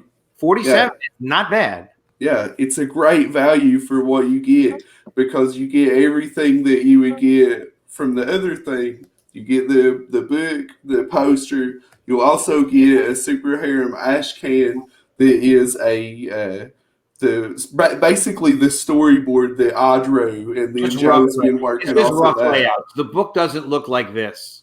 This is just the ash can layouts. Yeah. As a writer, you provided this. This is basically the script, but I drew it as like a little comic strip. Still better than what I can do. That's really amazing. But yeah, I used to be able to draw a little bit when I was a kid, or at least I think I could. But now what you also left out was you get a personal sketch by Joe Ball of whichever character you like. Original art, and that's on like a 6x9, or how big is that? I believe that he's working with 9x12. 9x12. I'll have to get back to you on that for 100%. Yeah, so it's a little bigger than 8.5, 11. That's a good sized original piece. That alone could be $75. So you get the personal sketch of original art. You get the book of Super Harem, which right now is planned to be 48 pages. It was offered as black and white, but it's been so successful that you're developing it now for color. As long as we hit $12,000, it's going to be a color book. Yes, we're going to be getting it colored, and we're just a little over $100 away. Yeah, that's going to happen. That's absolutely going to happen. Michael Bacon has a good slogan for me in the chat. He says, Super Harem, empowering women one thrust at a time. Oh, that's nice. Put that on the Somebody write that campaign. down so we don't forget it. Yeah, exactly. That's a good update. Hey, Yeah, that is a- I met Michael in person at Bubba Fest. We had a good time. Awesome. if you feel comfortable with it, update the campaign right now with that, and they'll send it to all your backers. I think it's great. If you like it, obviously don't do it if you're not 110%. Well, yeah, it's funny. We'll see what we do with it. All right, that's fair. That's fair. You are very politically correct. I appreciate that. For Super Harem. Now, is this also the cover, by the way, this work by Carl? The cover, we're going to have a wraparound cover. I need to actually get that on there. Okay. The cover is not on the page, but I can show it to you on my if you want to share my screen. If you're thinking about potentially extra, extra tiers, you add a tier, another $25 book, print only, or $30 book. Doesn't matter what you want to charge for it. $30 is fine for a Virgin Super Harem cover. People would love to have this as an image of a 30 of a. So you can make it a separate tier plus shipping, but also create it as an add-on item. So if anybody's already bought physical Harem, they can also buy Carl's cover. Well, you are getting a really cool poster of that. Yeah, but I need it on a comic too. Yeah. So this is the cover. If you share my screen, it's going to be a wraparound cover. I would love to. Right second. Wenger's screen. Here comes Wenger's screen. Yeah. Oh, that's a very cool wraparound cover with our 3 ladies. Wow. That's really cool. That is nice. Beautiful. That is beautiful. Wait, so that is based on the width of that is going to be across front and back? Yeah, it'll be a wraparound cover. Okay. That's beautiful. I definitely, I don't know, you could ask the chat or maybe, ask other people who know better, but boy, that Carl piece is beautiful as well. That's why we get stuck doing multiple covers in COMICSGATE, because there's so much cool art that you want to use. You want to yep. You know how that is, Wyatt. Yep. Well, Mr. Matt Wenger, thank you for telling us about that. I'm going to recommend that everybody really seriously consider the Super Harem a $75 level, because the sketch alone is worth $75. The poster is worth at least $10. The ash can is hysterical, so that you just need to, if you like Wenger, and almost everybody does. Ethan loves Wenger's personality and his sense of humor. You would love to see this. You would love to see this. So really, really, really think about it. And I don't know how long it's going to stay in demand, but you can reach out to Wenger and see where he's at with things. But all sooner the better. Get this thing. All right, let's just talk right now to Wyatt about ARDANNA. ARDANNA got funded. We're all really psyched for Wyatt, and it's still generating even more money in demand. That is fantastic. You beat the 100 backer level. That is a fantastic feeling as a publisher. Look, we're not at the $1 million level with raising funds. We're just getting our first campaigns out. We really appreciate having 100 backers, right, Wyatt? Absolutely. Wyatt, what the heck is ARDANNA about? She looks beautiful. I can't see it on the screen at the moment. All right, well, I can because we're sharing Wenger, so I'll fix it. All right, I got it wrong. Thank you for the correction. You guys are all so polite and intelligent. There she is. This is a sword and sorcery fantasy story. ARDANNA, she's our protagonist there. As she's a blonde warrior, and as our story begins, she is just starting her search for her missing father, who's been lost about 15 years, while he was on his quest to try to reclaim their stolen birthright. And that's where we begin. So she's beautiful. It's a sword and sorcery book. It takes place on another world, not Earth, correct? Correct. Okay, and it's sort of, is it medieval times or is it present day? It's kind of no, it's definitely not present day. I guess you could say it's kind of close to little later than the Bronze Age, maybe, as far as like their technology level and such. But Okay. it's pretty on par with, say, Conan the Barbarian, or Okay. Call Xena. or Red Sonja, something like that. If I like Red Sonja, if I like Xena, I'm gonna love Ardanna Oh yeah. because she's blonde and she kicks ass. Just all right. She beats up guys. She uses her favorite weapon as a sword. Yeah, yeah. She's a sword and a net. Okay. Oh, she's a net. Yeah. Very cool. She uses a net as a weapon. Yeah. Ah, Yeah, like seeing that middle panel there, she's tripping that guy with it, and then she uses it to pull that guy's shield out of his hand. that's handy dandy. Yeah, I like to set up fight scenes kind of like using the environment and using what you've got. Like that's why in this page here, the next page down, I used the torch and I had him smack the monster in the face with the torch because I like to play with scenery. Oops. Very cool. You've been a comics fan for a long time. Is this the first comic you've worked on? Writing it? I worked on a project maybe around 2009. It was never published just due to, whatever with the publisher at the time. But this is actually my first project, my first comics work. Yeah. Fantastic. Really happy for you that it's funded, man. And you definitely deserve it. And you've worked really hard to promote yourself, like we were talking about earlier. So now you also, Peter Gilmore, the incredible, supportive COMICSGATE, amazing guy, artist. He also did the Littlest Umbrella for That Umbrella Guy. Is that the correct title? I can't remember. He did the Goody Bird. The Goody. Thank you. The Goody Bird, yeah. Okay, for That Umbrella Guy. And yeah, King Lee is the artist on the Littlest Umbrella. Okay, thank you. Thank you for that, Wenger. And he did that really awesome cover for Wart the Wizard.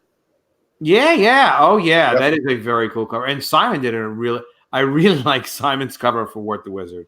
Yeah. Simon kind of blows me away because he's always doing something. And I'm always like, I knew you were good, but this is like a different level of good, like really interesting good.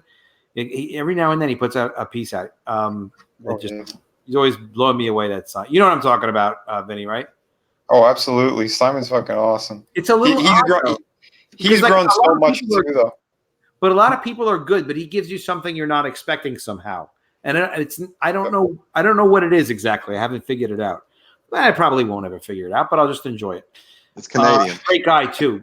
He has a book called Blood Hunt that was also recently funded. He could be teaching us a few things on this show. So this is Ardanna by Peter Gilmore. Now this is also one of your pledge rewards, right? It's the original artwork. Yeah. It's the original of that. Yeah. All right, let's go through your tiers. Bing bang boom. The featured thing that you should definitely get is the Ardanna. The featured thing there is the 2-pack. That is the standard cover and what we call the summer fun variant cover. 2-pack, can you feel me? Sorry, that's not that. They're both Ardanna Zero, but it's a variant cover. And, okay, you can I get them both apologize for that outburst. It's inappropriate. It's quite all right, man. Sometimes you just got to bust it out. The Ardanna Companion. Now, I've been seeing this around. It looks like boobs to me. This is okay. It may have been intended. Maybe not. Maybe it's just me. It's the front of her outfit, dude. Could also be an owl's eyes. This wasn't Mandy's. But yes, it is. But yes, it is an owl. Yeah. It was Mandy's idea. No, I'm not saying it was. Maybe. Yeah, that is their family symbol, actually. Nice. There's a lot that's going to play into that. It is based on an owl, yes. And, so it's not the top. And that's why it's the front of her outfit. Pretty clever. That's very cool. That's a nice design. Thank you. Mm-hmm. Okay, and this is a supplemental behind-the-scenes book featuring design sketches and layouts. Wow, script pages, Ashcan. I love Ashcan stuff. I'm Ashcan crazy because it will be a shame if people don't get access to this book. So maybe make a digital version too if they can't get it because of shipping. I don't know. Just make sure people can get this. It's very cool. Yeah, you can get that as an add-on to any tier. So you don't just have to get it by itself. It's an add-on available with everyone there is. If you've already backed it, I've been kind of sending the link around anyway, but let me know. And I've got a secret one set up so it doesn't have shipping. because I'll Very just throw it cool. in with your package when I fulfill Okay. them. So, I mean, it's a little bit of a hassle if we've already backed it, and we have. I'm running the same thing with my stuff. It's just It's what happens when you add things, man. Yeah, that's what happens when you add things. But Wyatt is willing to help you. You just search him up a little bit, shoot him a message. Hey, can I get this? The answer is going to be yeah. He's going to make sure you'll be able to get it. Ardana number 0 by itself, right? We got 33 of those sold. Yep, you can get that for 15. Okay, I'm clicking on too many things at once. We can get that for $15 plus shipping. Very reasonable shipping. Number 0, Summer Fun. The owl is off her top. Yeah, you can get that. Yep, that's the variant. You can get that for 20. Very nice. Reasonable. I'm always a sucker for variant covers. If it's a book I like, I'm probably going to buy them all. It's just the way I am. You know, I don't expect anyone out there to buy all these if they don't want them. Yeah, but they are going to miss out if they don't buy them. But there are people who, like these. So, no, look, I am reselling my book in 3 different formats. Okay, what you're doing is fine. I have the ash can, the layout, script, the whole book, the art book, but it's legitimately is an art book. It's a beautiful, beautiful book. I'll show that in a couple of days. More of the Adam's also making kissing cards. Kissing cards? No, that's Adam. Just Mandy has the kissing cards. They only want Mandy's kisses. That's on Work the Wizard, and if we have time, we will pull it up. If not, then we'll just get her on another night. She'll tell us all If about you are into that, covers. There's no requirement to buy the variant covers. Yeah, I am giving out mushroom stamps. Don't inquire further as to what that is. Peter listening to this, we have to be respectful. So yes, you can also get the 2 regular those 2 other covers with a black and white variant. You can get that for 50, or you can get all 3 of those with a virgin cover of the Summer Fun variant for 75, and that has no title, no words, no nothing on it. Wenger, do you see no nothing on it? I like that. Wenger, you see we're talking about with it. Could you imagine a virgin cover of Carl's, like an extra one? Like for another even $35. I'll just keep raising the price until you say yes. Like $35. Like you get the Carl Virgin limited to 50 copies, $50. If people want to buy Super Harem with Carl's art on the cover, I mean, I'll be glad to sell it to them. All right, I got the message. Maybe I will be sending you an email later about that. Yeah, Vinny's gonna have to do like 4 covers of his next book just for me. Yeah, Vinny, you got to do multiple covers. I don't think you get into that dirty business. Like, this is the Wyatt tier. Got 6 covers. Yeah, 6 alternate covers. 3 of them have Wyatt's name. Is it excessive? It's excessive. But look, 8 people wanted it. So, I mean, you do it because people want it. I have done as many as soliciting comics back in the day. I published a comic called Angel Girl. I think we had 6 covers. And the unbelievable talented Kyle Ritter has 10 covers on Star Blades. That is the new record. Wow.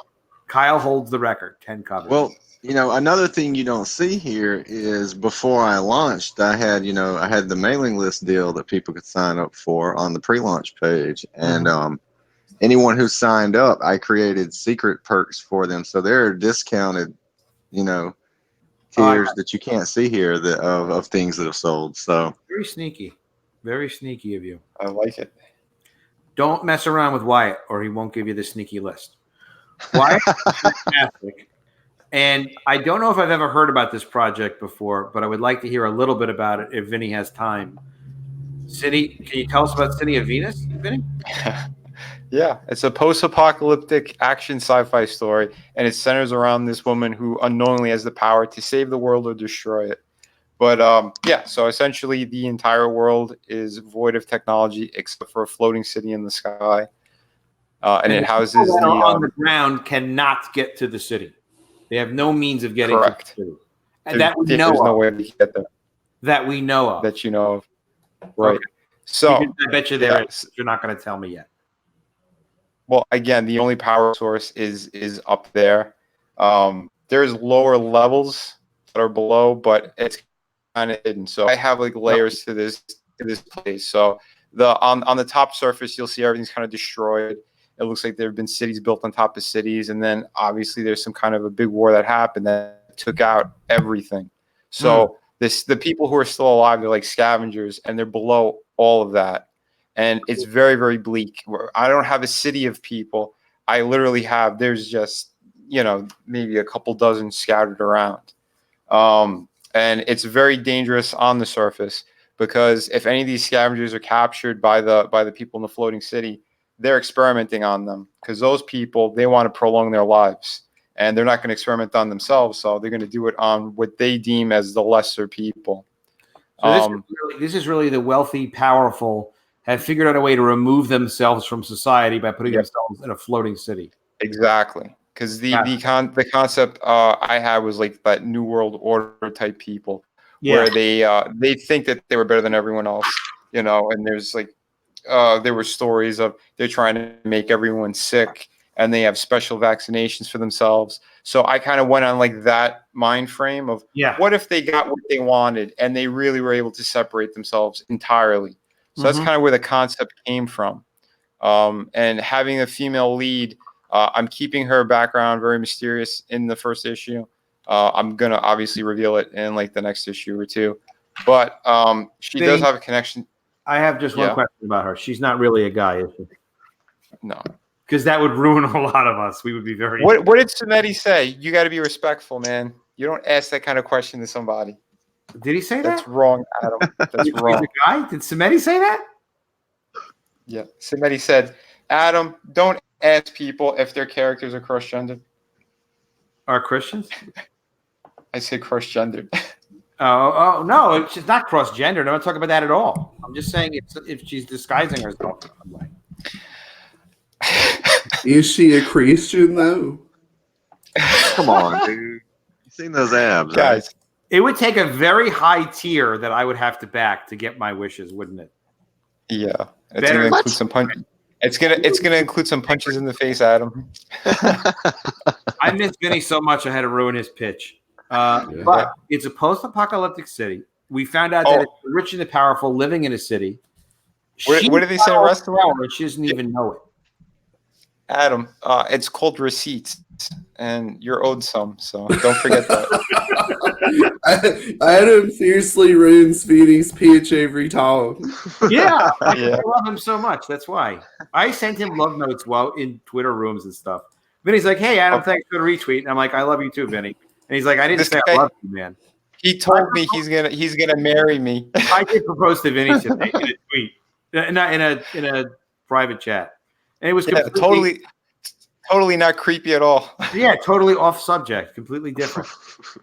And it's legal now, so why not? All right, Vinny. Oh, shit. I don't think we should be bashing anybody anymore. Let's just go through the story. All right, so she has all the power. Look at the fist. You can see there's a little light coming from her fist, so there's probably power in there somewhere. Yeah, there's a lot going on in this story. There's going to be a lot of surprises. Issue 1 is scratching the surface to everything, because I'm just kind of like laying the rules down to the world, basically, and to let fans kind of know the world building that's going on in here. Absolutely, so, I hear you. Because I think that's the most important thing to do anyway. Yep. You want to make things clear for the fans. So like this book isn't teeming with tons of dialogue, but what's there is necessary. This issue does have a lot of action in it. But the viewer is going to be following the main character. So as lost as she is when she starts this from the first page, you're going to start to learn as you're reading it with her what's kind of going on. I mean, you're going to definitely get the sense where she's not where she should be. None of this looks familiar to her. She's never seen a floating city before in her life. But what's cool about this project is I'm going to actually show how that city got there, how it's in the sky. I have a lot of plans going on for the next couple of issues on this. So this is going to be like closer to maybe 6 issues, and they're going to be more oversized in page count than the first one. This one ended on a pretty good cliffhanger, but because I hit my stretch goals, I'm also adding extra bonus content. Oh, so there's going to be pages of behind the scenes stuff, so like my layouts and that kind of thing. Vinny, I'm sorry to interrupt. Just that question about this artwork is this chick with the gas mask thing who's shooting this laser gun, they're from the city, right? Right. Okay. Yeah. So kind of what happens on some of the pages. I mean, I have some of them up there. They get notified anytime there's any kind of action going on. If there's explosions, if there's any kind of technology that's being in use, that city gets notified. Oh, So that's why these scavengers, they have to move very silently. They're kind of they don't want to make any kind of a scene because again, like there'll be a unit that comes down, almost like a military unit, to investigate to see what's going on. So like in most cases, they think maybe it's just like a false alarm. It could be one of these the rejected people, the ones from the failed experiments. They get tossed back down onto onto the regular streets. So that's why it's very dangerous. And they're very erratic on what they do. I kind of designed them to look a little bit like zombies, but they're not necessarily zombies. Scavengers are, you're saying? Say that again? You're saying they are very erratic. You mean specifically the scavengers, like this guy, these guys? No. Those are the failed experiments. The scavengers are like the girl with the red jacket. She snuck out by herself to look for some resources. Because what I'm going to have throughout the story too is there's kind of like little gift packages that have been dropped around the city, kind of scattered around, and they get notified by it. So we don't know if it's possibly the people in the floating city who are doing it to kind of lure them out, or if it's someone else who's doing this, maybe to give them a little bit of hope. There's so much story here, Benny. It's so cool. Yeah, it really is.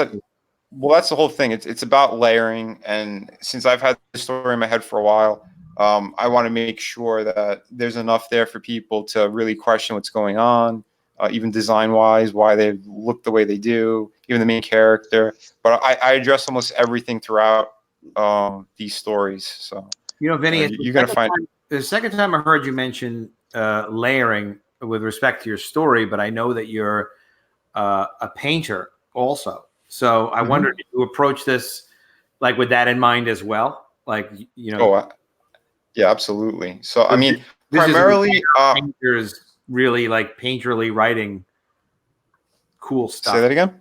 This is a kind of writing that maybe only a painter knows how to do. Honestly. Yeah, well, because from where I came from, my background, it was in design. That's why my pencils are super clean. And that's kind of like the approach that I take when I'm designing these worlds. But when it comes to the painting part of it, I've always been a fan of like Frank Frazetta, Boris Vallejo, and Julie Bell, those type of people. So like I love that extra richness and atmosphere you could add just by painting it a certain way or thinking about light sources and how things work. And is a light source like an example of a layer? Yeah, you could definitely say that. Okay. Yeah, just interesting. Sure. Interesting metaphor of sorts, like for your painting work. Yeah. Well, it's like in life. There's many layers to different people and a lot of stuff. Their personalities. So it's the same thing with creating. You want to get those same elements in there. That's why I always bring some kind of realism to the table, even if it's like hot chicks or monsters, whatever it is. You want to have a certain thing, or at least in my case, for what I like, that's really going to make things stand out. And I think clarity is kind of number one. You want things to be very, very easy for people to read and to see what's going on. But obviously, like what you're looking at right now, there is a ton of detail in there. So I also have the contrast. Clouds here, Vin. Say that again? I love how you handle the clouds. Oh, thanks, man. Yeah, that's the one benefit of living in Florida. I have a lot of reference of the skies because sunsets are pretty damn nice. Yeah. Yep. I take a lot of photos around sunset because I think that's where you can capture a really good good atmosphere. You take your own photos for reference. Yeah, of course. Fantastic. Yeah, and then I recreate. I paint. I try to make like custom brushes and try to figure out what's like a better way of like even like the one with the floating city things. I wanted to be a little bit more like movie quality, but it had to be softer for like, again, because I love the contrast. It's like Beauty and the Beast. You want really ugly backgrounds, but a really beautiful foreground. If it's a hot girl, she stands out even more. Something like this, the city is and like in that element, that's the ugly part, but the sky is the nice clean palette behind it. So I try to approach things in a certain way depending on what I'm trying to convey. You know, Vinny, this is I think you told me this about a month ago, but I did forget. Is this just one page of the comic? Yeah. Good God. Yeah, I mean, that's a nice splash page. I want to make sure when you see this floating city up close, it's something special to see, you know? Yeah, really. Fantastic. Fantastic. All right, let's go through the perks real quick because people definitely should be getting this. A lot of people have, but more people should. So you've got featured your comic with the volume 2 art book. Oh, that's the one that was created special, right? Or no? Maybe. Yeah, this was kind of special for this campaign. Okay. So at the moment, this is the only way to get that book is through this campaign. So that's why I made it my featured tier as well. Yeah, I'll be honest. For what I've sold on Volume 1, I think it pretty much matches up now. So the people who love Volume 1, they definitely wanted Volume 2. Fantastic. So it's a great thing. So people at this tier, the featured tier, for $50 plus shipping, they get the signed copy of issue 1 and the signed art book, both signed personally by you. And the art book is 52 pages, and full color. comic is full color and just beautiful. It's beautiful. Yeah. And here's the great thing. Today I actually got my my copies in for Volume 2, so I have half my shipment is here. I'm just waiting on City of Venus now, and they are printing. And I gotta say, I saw that you put that on Twitter. I saw that it looked fantastic. It really, thanks, really man. Yeah, that's that printer we were talking about, right? Nixon? Right. And yeah. Here's the beauty of it all too. It's because the backers helped me so much. I was able to up all the quality. So for City of Venus and the Volume 2 art book, the page thickness is 100 pound. The cover is 130, and I have gloss laminate on both of these books. So it is absolutely gorgeous. It's thick. It's heavy. You know, you're not getting some cheap little stuff. Yeah, you're not getting some cheap little newsstand book. You're getting quality work. So sorry, Peter. It's not print. To give you some reference, your average comic cover is about 85. And if you're saying image, it's more like on the interior pages, the image is about 70, and Marvel and DC are like somewhere between 50 and 55. So that's considerable quality. Yeah, it's art book. You're dealing with an artist here who's a painter who's really serious about his art being represented a certain way. Absolutely. And for the fans, because that's the one thing about crowdfunding, since we are doing lower numbers, I think we have better quality control over our books. So if people are paying a good price for these books, they deserve the best. So that's what I want to give them. And you're not going to sign a piece of paper that isn't, a well-printed comic book. Let's put it that way. Correct. It's not getting signed. It's not getting your ink on it. Right. All right. So you have the signed art book for people for just by itself. Oh wait. I'm sorry. See, that's the one mistake that I made. Right. I think I've seen it before. It's a signed comic book. It's the signed. It's a signed comic book. Yeah. So it's like if you click on it, it actually says it says the signed comic. Signed comic, right? So it's only $20 plus shipping, and it's the signed comic, and the art book is separate. Obviously, we dealt with it before. Right. You can get 2 signed copies for only another $10. Right. That is a damn good deal. I'm surprised. Or maybe, I don't know why people didn't even see it. Well, because I didn't have it when I launched. Oh, okay. I did it maybe I don't know, a couple weeks ago. We'll talk about that. We'll talk about that in the either like the mistakes and the opportunities show when we're talking about tiers and stuff. So a lot of it, people have to think through what's right for them. So it's not the same thing. It's not right for everybody. With me, I wanted to make sure people had a chance. I really wanted people to try the Ashcan to get the full script and layouts for Call of the Dead, and to buy the book if they wanted to like spend that sort of money rather than buy 2 copies of the comic. But of course, there are people that, to buy 2 copies, it makes a lot of sense, especially for foreign shipping. It makes a lot of sense. All right. So you also have the signed comic with signed volume 2. We were just talking about that with the head sketch. Correct. So you can get it without the head sketch. for 50. Both of them still signed, so still unique. But you can get it with the head sketch, and the sketch is not a tiny sketch. The sketch is a nice. How big is the sketch again? Then it's like the backboard. So it's like the bag and boards that the books are going to be in. It's that size. So we're talking, close to 7 inches by like 10. Very nice, about 7 by 10, and it's pencil, and it's a tight pencil. You could almost publish it. You could reprint it, but Vinny doesn't want you to do that. It's just for your own personal commercial use. Yeah.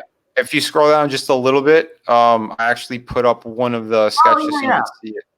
I don't consider that a sketch. I consider that original artwork. But a very tight, detailed drawing. Yep, and it's bigger than that. So that's just cropped, so it's 7 by it's really, really nice. 7 by 10. 7 by 10. All right. And then you also have, if people want to get the signed comic and both art books, if you haven't had a chance to get the first one with the sketch, you can get that for $150, which is exactly darn reasonable, and that's why you sold 9 of them. That is not bad. That's really good. Really good deal. And just in case if people just want volume 1, that's also in demand as well. And I have a link like really close to the bottom of the campaign. But if you guys just want to check that one out by itself, they could definitely do that. That's fantastic. All right. I want to go ahead and Ro has been really patient. We've been talking about a lot of stuff, and Ro has been able to help us and contribute. Hey, Ro. Hey. How you doing? I'm great. We want to talk about Fireshine too. And we want to give you a chance to show people what it's about. Fireshine is your first comic that you're publishing. Yes. Awesome. Yes, it is. And just a funny story about me and Ro real quick, and then we'll do it. I'm going to do a separate video with Ro just on this one thing. But one of the first comics that Ro ever got was given to him by his teacher, and it was a triumphant comic that I actually published. And that got him really interested in working on comics. We didn't know each other. It's going back like 18 years. And Ro actually saved the comic, and he sent it to me on Twitter. And I'm like, damn, that's my comic. And then it was funny because when Ro wanted to get back into COMICSGATE, the two of us connected. We didn't even know that we had that like little distant spiritual connection there.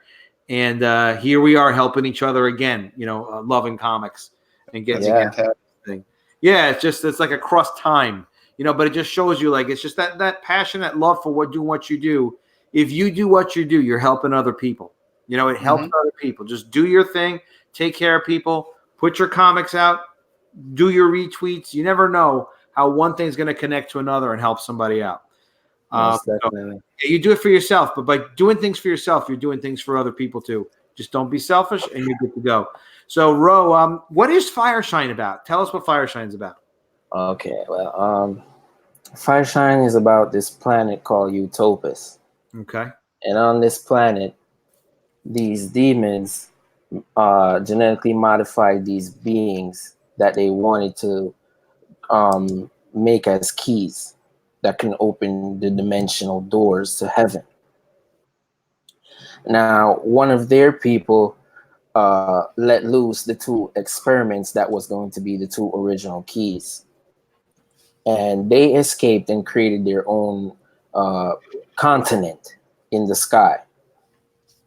And basically, we start off the story with the children of one of the 2 that escaped.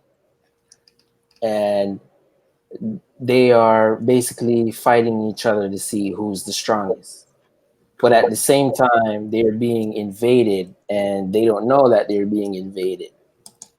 So this giant reptilian, he comes to collect the most like valuable one of the siblings, which are the 2 twins with the white hair.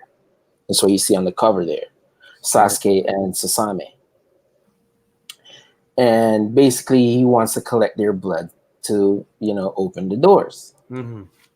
But by doing that, something crazy happens, and actually, his blood got mixed up with Sasuke's blood, and he starts to mutate into those cool characters you see right there. Wow. The red one and the golden looking one. By the blood splashing in his eyes. He actually reacted to his blood, and he became giant like him, and they started fighting and whatnot. But the story really takes place like in the middle of the whole entire story. I wanted to start like right into the action, and then later on go back in time to where the twins are being born. So this is like this book is like God showing the twins what will happen to them after they are born. Wow. But they're not like they're not gonna know it. They're gonna realize it once this happens again. So this first book is I'm doing something weird and different with this book. Like they're gonna go behind the dimensions, like behind the panels.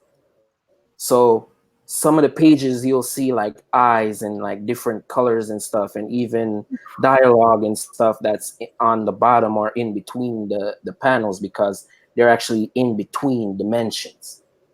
Wow. So the That's book crazy. actually is like an infinite sign like this. So the book starts in the middle here. And then we're going to branch off and go around, Wow. It's really weird. But I much respect for it. It's really fantastical. And you got different dimensions, and you're trying different things, and it's real experimental. And you have a lot of this already done too, right? Yeah. Awesome. I have the whole book is done. So let's just coloring. All right. Let's talk about and you do all the writing and all the artwork. Yes. Let's talk about the perks. So we have the Fireshine comic. This is the cheapest way in the game, I think, right? Yeah. This is regular. This is physical. Yeah. 50 pages. Yeah. All right. And then you've got the black and white version, which is manga style edition. So it's black and white, basically. Somebody asked me for that the other day, so I had to make put it those. up. Put it up. There's no reason not to. You see how it goes. All right. You've got the Sasuke t-shirt. It's one of the characters, obviously. Yeah, Sasuke. Sasuke. Okay. If you're down with Sasuke. And then you've got Fireshine #1 cover t-shirt. You never know if people are going to like shirts or not. It's worth a shot. It's worth. Fireshine Special Edition. Now, what makes this thing so special? Oh, no. It's 80 pages? Yeah. It comes with all right, the character designs and, behind the scenes stuff. All right. I love that behind the scenes ashcan stuff. I'm all about it. All right. Yeah. You got the black and white manga style special edition. Hopefully you don't have to produce that other extra book. It's a lot of work producing all these books, man. All right. Yeah. You get 2 signed copies of the regular Fireshine for $24. And you've got 2 special editions signed. All right. That makes sense. The Ultimate Ember Pack. Fireshine #1 comic, t-shirt, Fireshine poster, and Fireshine t-shirt too. Okay. There's a lot in that pack. Oh my gosh. All right. Cool. The Ultimate Pack. It's good to have expensive stuff because you kind of never know. People might just go nuts and be like, all right, sure, whatever you want. Yeah. The comic, the t-shirt, the poster, the t-shirt. Now, okay, a random comic book page as well. Okay. And then last but not least, the Fireshine Art Collector, which is select one of 4 original illustrations, 19 by 24. So that's actual physical original art. Well, I'm really psyched for you that you're funded. This book's going to be coming out, guaranteed. 3 more days on it. People should look at Fireshine on Indiegogo. Give it a shot. And this is the first of many comics you're going to see from Romain, I'm sure. Yep. Got a lot more planned? I have more of Fireshine, and I have 2 new books. One that's already halfway finished. Excellent. Called Crystal Darkness. So I'm going to be putting up artwork for that soon after this one ends. But I'm going into In Demand. So it's going to still be on In Demand, but I'm going to start, with my new campaign. You'll hustle your new book. You just be out there talking about it, getting people to know you, how passionate you are about your stuff. And good for you that you made it happen, Romain. You worked hard and you earned it. I'm I'm going to jump us over to College of the Dead. I'll tell you guys about College of the Dead, and then we'll wrap up this awesome stream. I'm so glad we had a chance to talk about your guys' projects and also talk about how people can break into COMICSGATE. Now, College of the Dead, it's a 140-page graphic novel. It's black and white. It's completely done. You saw we already have the layout for the Ashcan book, and we have the layouts for other parts of the book too, but we're just redoing covers. The College of the Dead book is a zombie apocalypse story where teachers and students fight for their lives as the dead eat everyone in sight. And it's really like an idea that had to happen. It is a zombie apocalypse taking place on a college campus. Why the heck would you not do something like that? If you could make a comic, why would you not do a zombie apocalypse and have it take place on a college campus? Eventually, somebody had to do it. That was me. I love how it came out. Again, the book is black and white, 140 pages. Our first tier that's featured here is the comic book with the Ashcan. The Ashcan's an 8.5, 11 book. It is a whole separate book. It's got the full script, so you really see how the comic is made, and all the layouts that the artist did when we first made the book. So he wouldn't be able to go ahead and just start drawing like crazy. We wanted him to draw what the writer Stefan wrote. He did a fantastic job, Stefan, and so did the artist Javier. Javier did this incredible interior for this book and the cover, and this is the cover to College of the Dead Book 2. And that one's coming in just a few months after we ship College of the Dead Book 1. And Javier did all the art for College of the Dead Book 2, which is also done, also written by Stefan, and it's just as cool as this. Javier is working on a couple of additional variant covers in September, and when they're done, we'll start showing those too. It's just amazing, amazing work. So you can I really recommend people get the comic and the Ashcan so you can see how we put this thing together. It's $50. And then we also did the comic book just by itself. That's $25. It's a 140-page book, pretty good sized book. And it's black and white. And you can see the story inside pages here. This is like 12 pages of sequential art. Yeah. Don't you want to interrupt him, Vinny? Like you should get some revenge. Yes, anytime you want to. Yeah. I'm going to get him on a bigger show. Okay, that's fair. That's fair. This is what I want to know. I want to know about the characters who they would have voted for in 2016. They would have voted for Vinny, of course. Of course. They would have done a write-in. Ross Perot. Yeah, and they were all backers of In the Woods. I'm going to be president. Through the woods. All right. Into the forest. Adam, you can keep pitching your book, but it's essentially Resident Evil 6 video game. That's what it is. Did that take place on college campus? Yeah, the beginning. Wow. Well, also Zombieland had a little bit of that. But they didn't do like this. See, the beginning is not enough. You have to have a whole continuing series. You got to get to know the characters. What were their motivations before the zombie apocalypse, during the zombie apocalypse, and after the zombie apocalypse? It's a college. It's not the recipe. It's the tweaks and spices that the chef adds. I don't know. Stefan wrote it. I don't even know who the characters are. I didn't even read it. I don't even know who Stefan is. Stefan's the one on the left. The far left. Oh, Stefan Petrucca? Are you kidding? You don't know who he is? No, I'm saying you. You're like, I don't know what this book is. He wrote a book called On the Woods. On the Woods. And it was the character who looked really mad on the cover. Yeah, no, Stefan's fantastic. Don't worry, I'm going to be releasing that in 2020. I just hired. Yeah, do it. Do it. Not the one Adam Post created. Put it in parentheses. Not Adam Post College of the Dead. How about that Commie Mark guy? He could do that. Not Adam Post College of the Dead. I missed that. You don't know who Not Lev Gleason is? The guy who did Not Daredevil? He's really funny. Oh, no? All right. Well, we'll just set you guys. I can't figure out sometimes if he's trolling or not with that commie stuff. I think he's serious about it. I think he's serious. So let's reach out to him and ask him. Because the other day it was funny. He was going on about, I don't know why Uber Eats won't respond to me about my complaint. I'm like, this is the guy that wants to live in a communist country. Because They don't really have as much conveniences as things like Uber Eats. But what do I know? No, because the only thing Uber Eats can bring them in the communist countries I'm aware of is the freaking zoo animals. They can bring you some rocks when they're not fighting over toilet paper. Capitalism is good. It's not perfect, but it's amazingly good. That's why we have things like YouTube. We're having this conversation right now. Yeah, there's no perfect system. But if you're like Vinny and you just raised 9 large, you could cut off a couple of bucks and get the complete set.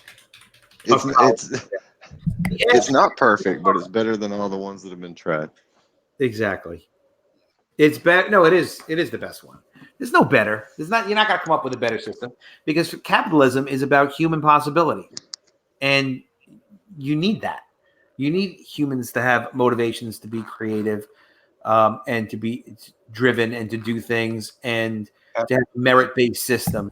If we didn't have a merit-based system, there'd be no reason to want to even work or create anything. Go look at artwork in communist and socialist countries, and then compare that to artwork in capitalist countries. Yep. Hey, Carl O'Rowe is in the chat. He wants us to know that Deathsworn just hit 9K. Get out of here. Dude, that's awesome. That's Congratulations, buddy. You deserve every bit of that. Carl, fantastic. Carl, Deathsworn is a great book, and I hope we can get Carl on to talk about it. And his art is fantastic. And you know what? Carl did your cover. That's how I first got to know him for Super Harem. Let's just look at Deathsworn real quick, and then we'll finish up with Carl to the Dead if Vinny will permit it. Deathsworn. What a really cool, it's like 80s space. Wenger, what the hell is this? This is, I call it Star Wars if Star Wars wasn't gay. That's how I describe it. Yeah, it's not gay like Star Wars. Star Wars is very gay, but Deathsworn is metal, so it's not like that. This is like Death Clock Star Wars. Yeah. Death Clock, cool. And when I say gay, I mean lame. This is a little gay looking. Yeah, it's not. I'm not disparaging homosexuals. I have no problem. No, not that version of it. No, you're using it like we did back in the 80s. Yeah. When we're going 80s here. So this is hardcore. Yeah. Hardcore. And I'm doing it backwards just for effect. I'm sort of from the right to the left. Dude, look at that work. Beautiful. Looks like you did it, man. It's Vinny style. Care. I dig it. Love. Yeah, you can see the work that's put into it. Yeah. Good like for all you, our projects. Dude, Carl, you deserve it, man. This is really, really cool. And everyone who's seen it, I know Ethan Van Sciver said some really nice things about it. Yvonne Klaus has got your back every day of the week. He's retweeting you and promoting you and helping you out, making sure people know about your stuff. And, why wouldn't they? I also thought it was really cool. Oh, he throws in a sketch card too. Comic, ash can, and sketch card for $50. All right, you got me beat on that one. I can't draw a sketch card. Deathsworn. And you have a he has a soundtrack too. Signed comic is $24. It's a damn good deal. Signed comic and sketch card, $34. Signed comic and ash can. Yeah, we got to do a show and get Carl on, and he would be he'd be good to talk about his project and tell us. Oh, the toys. Yeah, the toys are really cool. I want to know how he made the toys. Yeah, he hand paints those. I have a lot of questions for Carl O'Rowe. Carl, we got to connect, brother. We will. We definitely will. All right. As long as it's okay with Vinny, I'll just let you know the rest about the College of Dead complete set. It's the comic, 140 pages. It's the ash can, 100 pages. And it is the art book. That's 260 pages. It's because we designed this to be 2 panels per page. So each panel is about 8 by 8 inches. And the art book is 8.5 by 8.5. So each panel is 1 panel per page without art, without letters. It's got the art, but it's without lettering on it. So I just loved how the art looked when it came in. The panels were all the same size, so it was possible to produce an art book like this. So we went ahead and did it, and I really love how it came out. Some people picked it up. And then I also created this extra tier of I want 5 of everything in case somebody really wants to really load themselves up with zombies. That was just right before the end of the campaign. So that's College of the Dead. That is Death Sworn. We saw really nice success by obviously a really passionate, great, talented creator. And we have Super Harem as well. We have ARDANNA. Thank God that got funded, and it got funded right. You can really get a great book out of Wyatt. Vinny, we love. Really, really excited to have Vinny as part of COMICSGATE. It is really fortunate. And Vinny, you do great work, and you're humble too. And you don't see Vinny saying like, I probably should have done more, 50 grand on my campaign. Vinny knows exactly what he's doing. He's very meticulous. He ships all his books on time. He's done like 3 campaigns. I don't want to say 5. Three. Three But campaigns. I have a fourth coming in September. So, which is going to be a children's book. It's going to be very interesting work, and you really show a solid diversity, a high skill level, and a solid diversity to the kind of things that you produce. Meaning that you can work with a lot of different styles and formats and stuff. Yeah, no, you're welcome. But it's great to see the work, and we love having Romain as part of a part of the group. Producing his thing, showing that passion, being appreciative of every dollar on his campaign. You back Romain even at the $12 level or any of these levels. He appreciates you, and he's personally going to get you that book, and you're going to love it. He has some coloring left to finish, but all 50 pages are drawn, and he's planning to start shipping in October. So I'm sure he'll get those shipped out in October, and then you're going to see next month. He said he's going to start talking about his other project, which is great because he'll have 2 or 3 months to build up and get people excited about that project. I'm sure he won't offer it until after this one first ships, which is great. You see the discipline from the creators, and you think about and you reward those creators that really deliver for you. Guys, I really appreciate you guys, taking the time and offering your personal stories about really how you broke into COMICSGATE. Just any other quick summary of it, Wenger? I think you hit a lot of the points. Why don't you help us out with a quickie summary on if someone just tuned in right now and they're like, all right, Matt Wenger, how am I breaking into COMICSGATE? My number one priority is... Yeah, networking is what you want to do. You want to get to know people, get out there, comment on their tweets, retweet them, just make some friends, and that's really all there is to it. You want to be sincere. Don't just go doing stuff because you expect to get something in return, because that's not always going to happen. But when you're sincere, you will make friends, and they'll be wanting to help you, and things are going to work out for you. I'm glad you mentioned that sincere thing. It's like, if you're really, really, really shy, you just got to get over it. You know how, like, maybe you have 1 or 2 really good friends or whatever that you spend time with, whether it was, even if it was just high school years and you're older now, whatever, whoever you were really tight with that really kind of knew who you were all about, you can let your guard down when you see, when you're around COMICSGATE people, they're just cool. They're happy for you, and you could just, you have to tell them everything in your life. But like Wenger is saying, be sincere. Don't be plastic about it. Just tell people like, hey, I really like that cover. I like what you did with that coloring. Hey, this comic looks really cool. How many pages is it going to be? You know that I like you if I ask you how many pages is your comic. I ask everybody like that I'm interested in their stuff and I care if it happens or not. We'll ask them like how many pages is it. I want to make sure that they're also thinking right about producing their comic. Because I've been there with putting a lot of stuff to get a lot of comics together in the past. And I always encourage people, like, don't make it too many pages, that it's going to be too many for you to produce the way you want to produce it. And people understand. We'll talk about formats on another night in terms of how many pages should you do. Can you do a 48-page, $25 comic? And how does that all work? And do they have to be signed or not? And should it all be done in advance and all those kinds of things? So Wenger, you're saying networking, which is really following people on Twitter, retweeting, liking their posts, being in YouTube chats, commenting positively in YouTube chats. You don't have to be like, Mr. Nice Guy about everything. Just to be just compliment people. Find a way to be positive. Have positivity out there, and then by doing that, people recognize you and they see you. Also, Wenger, we were talking about being on YouTube shows when you're ready to launch. Yes, it's great if you can get on one of the big shows immediately, but not super great, because the best thing is get onto a small show like Star Caps. Magic Hop's going to be on that tomorrow night on August 28th, 2019 here. So look for Star Caps Network if you want to see Magic Hop tomorrow. But watch how they're on for about an hour or so, and it's just very chill. You get experience with that. So we like that too, Wenger, right? Getting some experience on the smaller shows. And you get in those chats on there, and they're actually going to rate them. On those bigger shows, you got to get a super chat to even get noticed most of the time.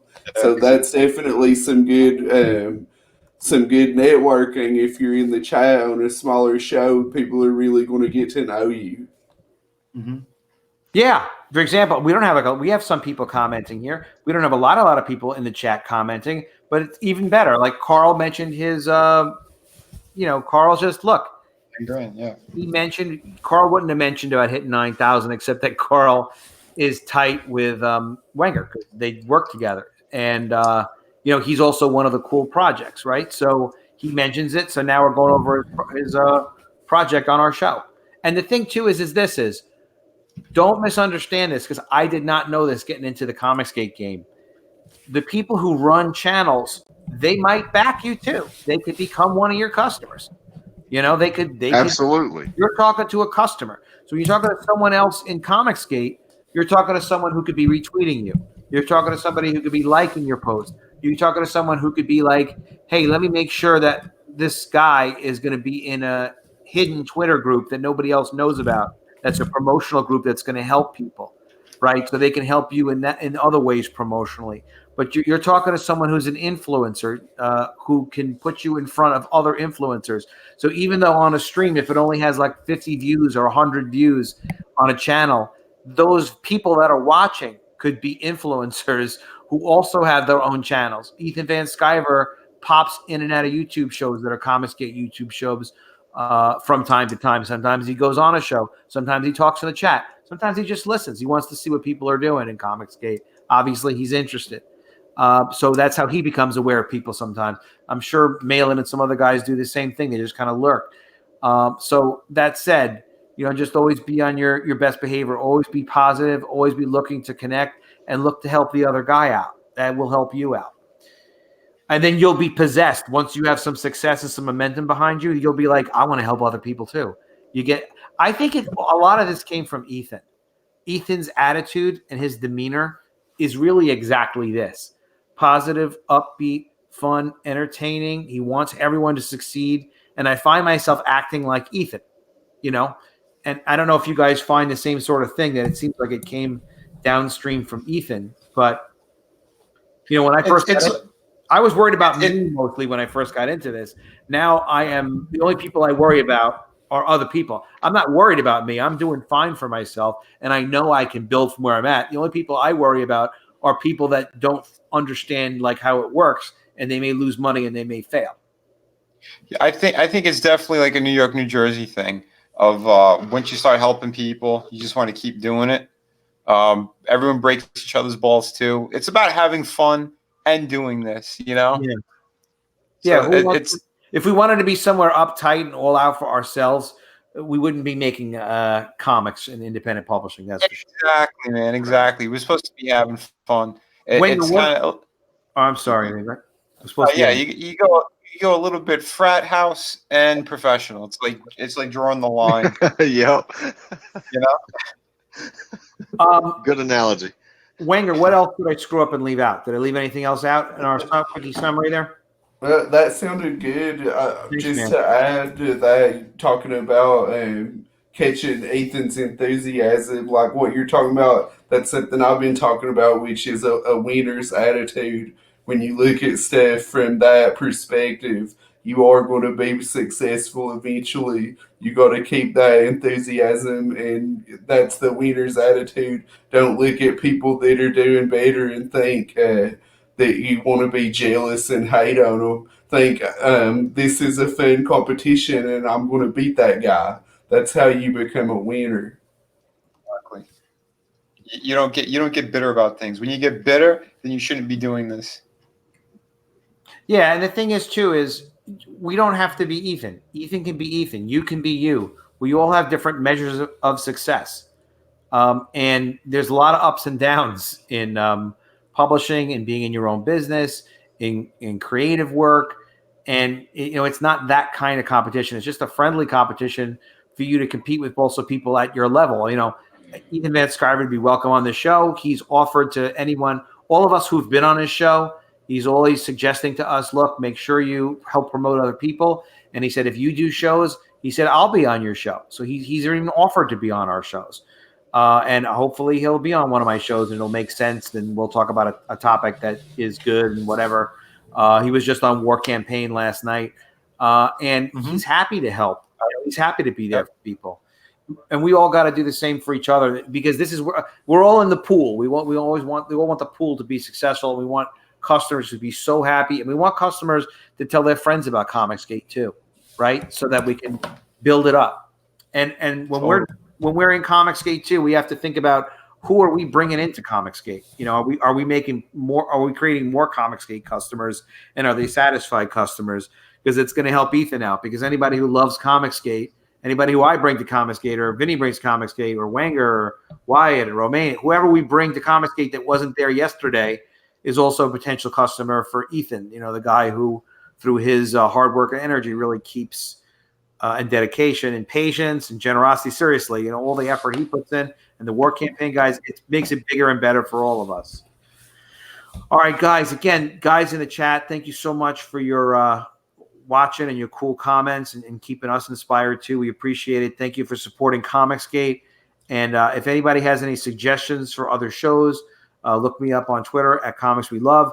Definitely like the video, subscribe, make sure you're subscribed, and look everybody else here up online. And Romain, thank you so much too, Romain, for joining us, and congratulations. No problem. Pleasure, man. Pleasure. Thank you so much. Yeah, Wenger, thank you for really co-hosting, and Wyatt for making time at the last minute to join us. And Vinny, I'm gonna have to deal with you later. Shot.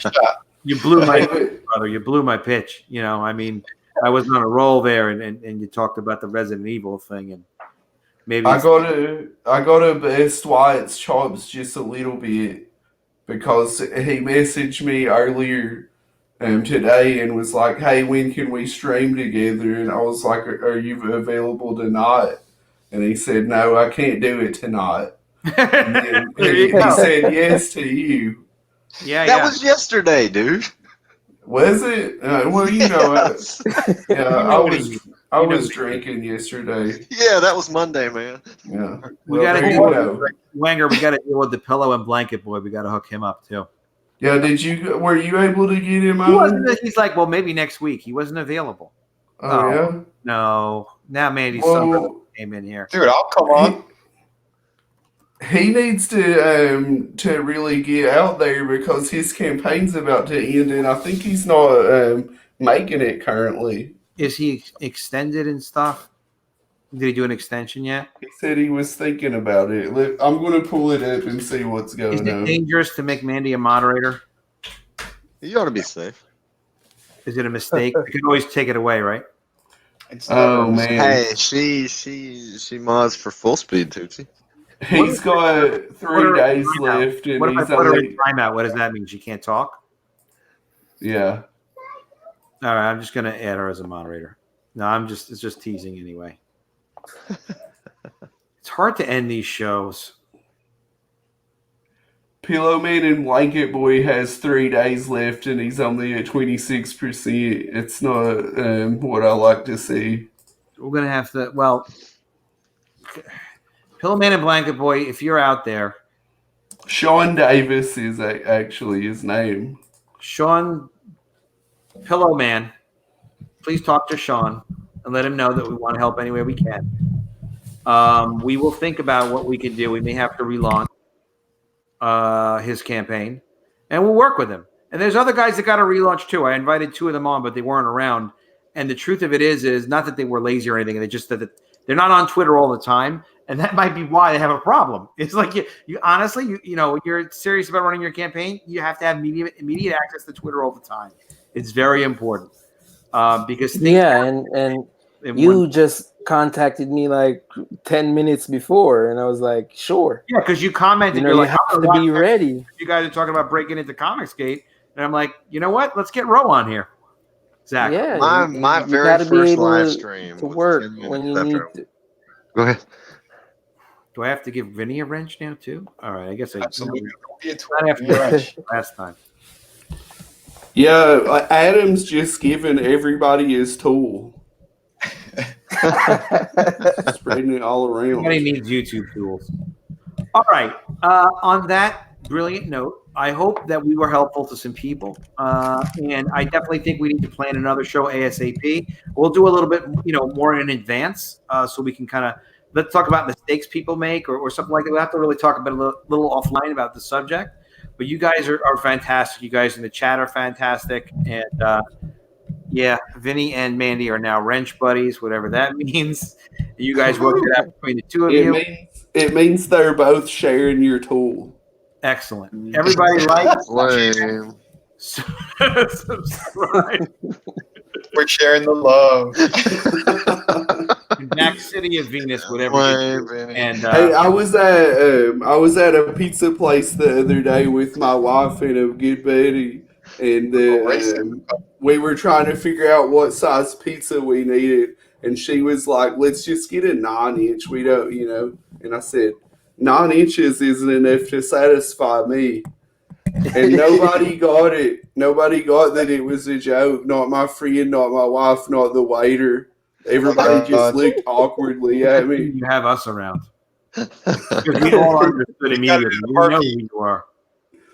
With a last name like Wenger, too. Hard to believe. Yeah.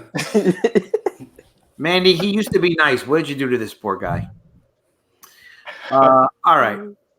That's enough of this silliness. God bless COMICSGATE and all you people that back and support us. We love you. We're going to have another show soon, and it's going to be even more action-packed and more information-packed. And Peter Cimetti probably won't join us anymore because we're too silly. But hey, we love you. Did Peter really get mad at you? What is Mandy saying? I don't know. Like I'll what? take that as a yes. Did Peter really get annoyed with you, Adam? No, not at all. No. Peter and me are really, really cool. And I got some great feedback on the show that he and I did. Oh, that's good. He's a very smart man, and I got some more information out of him. He does not share all his cards, but there's a lot of cool stuff coming up that he's going to do with alternative distribution. We may have to watch out for him. He's going to be that powerful. He's got some really good ideas. Well, there's nobody I would rather have as my evil overlord. Yeah, I mean, he only seems a little potential. He'll have a lot of power. He'll never be evil. That's all. He's going to be one of the good ones. You don't want the mouse to be your overlord? Oh man! If I had a magic genie wish, I would destroy Disney tonight. Wait, it would never have existed. Oh, you destroyed Disney? You said? Yeah, I would wish it away. Well, something else would have just come if it's not them. It's going to be something else. But not if you're getting rid of it with magic. All magic-related questions you have to involve Mandy Summers. I'm gonna have to go with Wenger on that. Yeah, I think we're gonna have to do a special book all on this topic. We'll just explore and see how that works. The downfall started with Michael Eisner. That's where it happened. Yeah, he did do a lot of good stuff for Disney for a while. But he's the one who also screwed all the fans. He's the one who kept upping prices on every level. It's just too much ego. It's too much ego. Yeah. That's why COMICSGATE keeps you humble. Eden's a good example of that. If he was going to be a jerk and blow everyone off and just be like, listen, you need to call me Caesar. Well, he has people calling him Caesar, but other than it's just a meme. No. People just have love and hate. So you got to stay humble with success and before success. Just and that's what friends are for too, is to help keep you in check. And feel free to tell you when things have gotten a little off the rails. Well, look, Ethan has to stay humble because his chat roasts him the whole time he live streams. Like, there's like always people in there that are just topping fat. He has such a great attitude about everybody with the chat. But what makes it so damn fun? Yeah. So I'm looking forward to having some of that roasting too. I'm sure I'll deserve it. Before Vinny says anything else, have a great night. The broadcast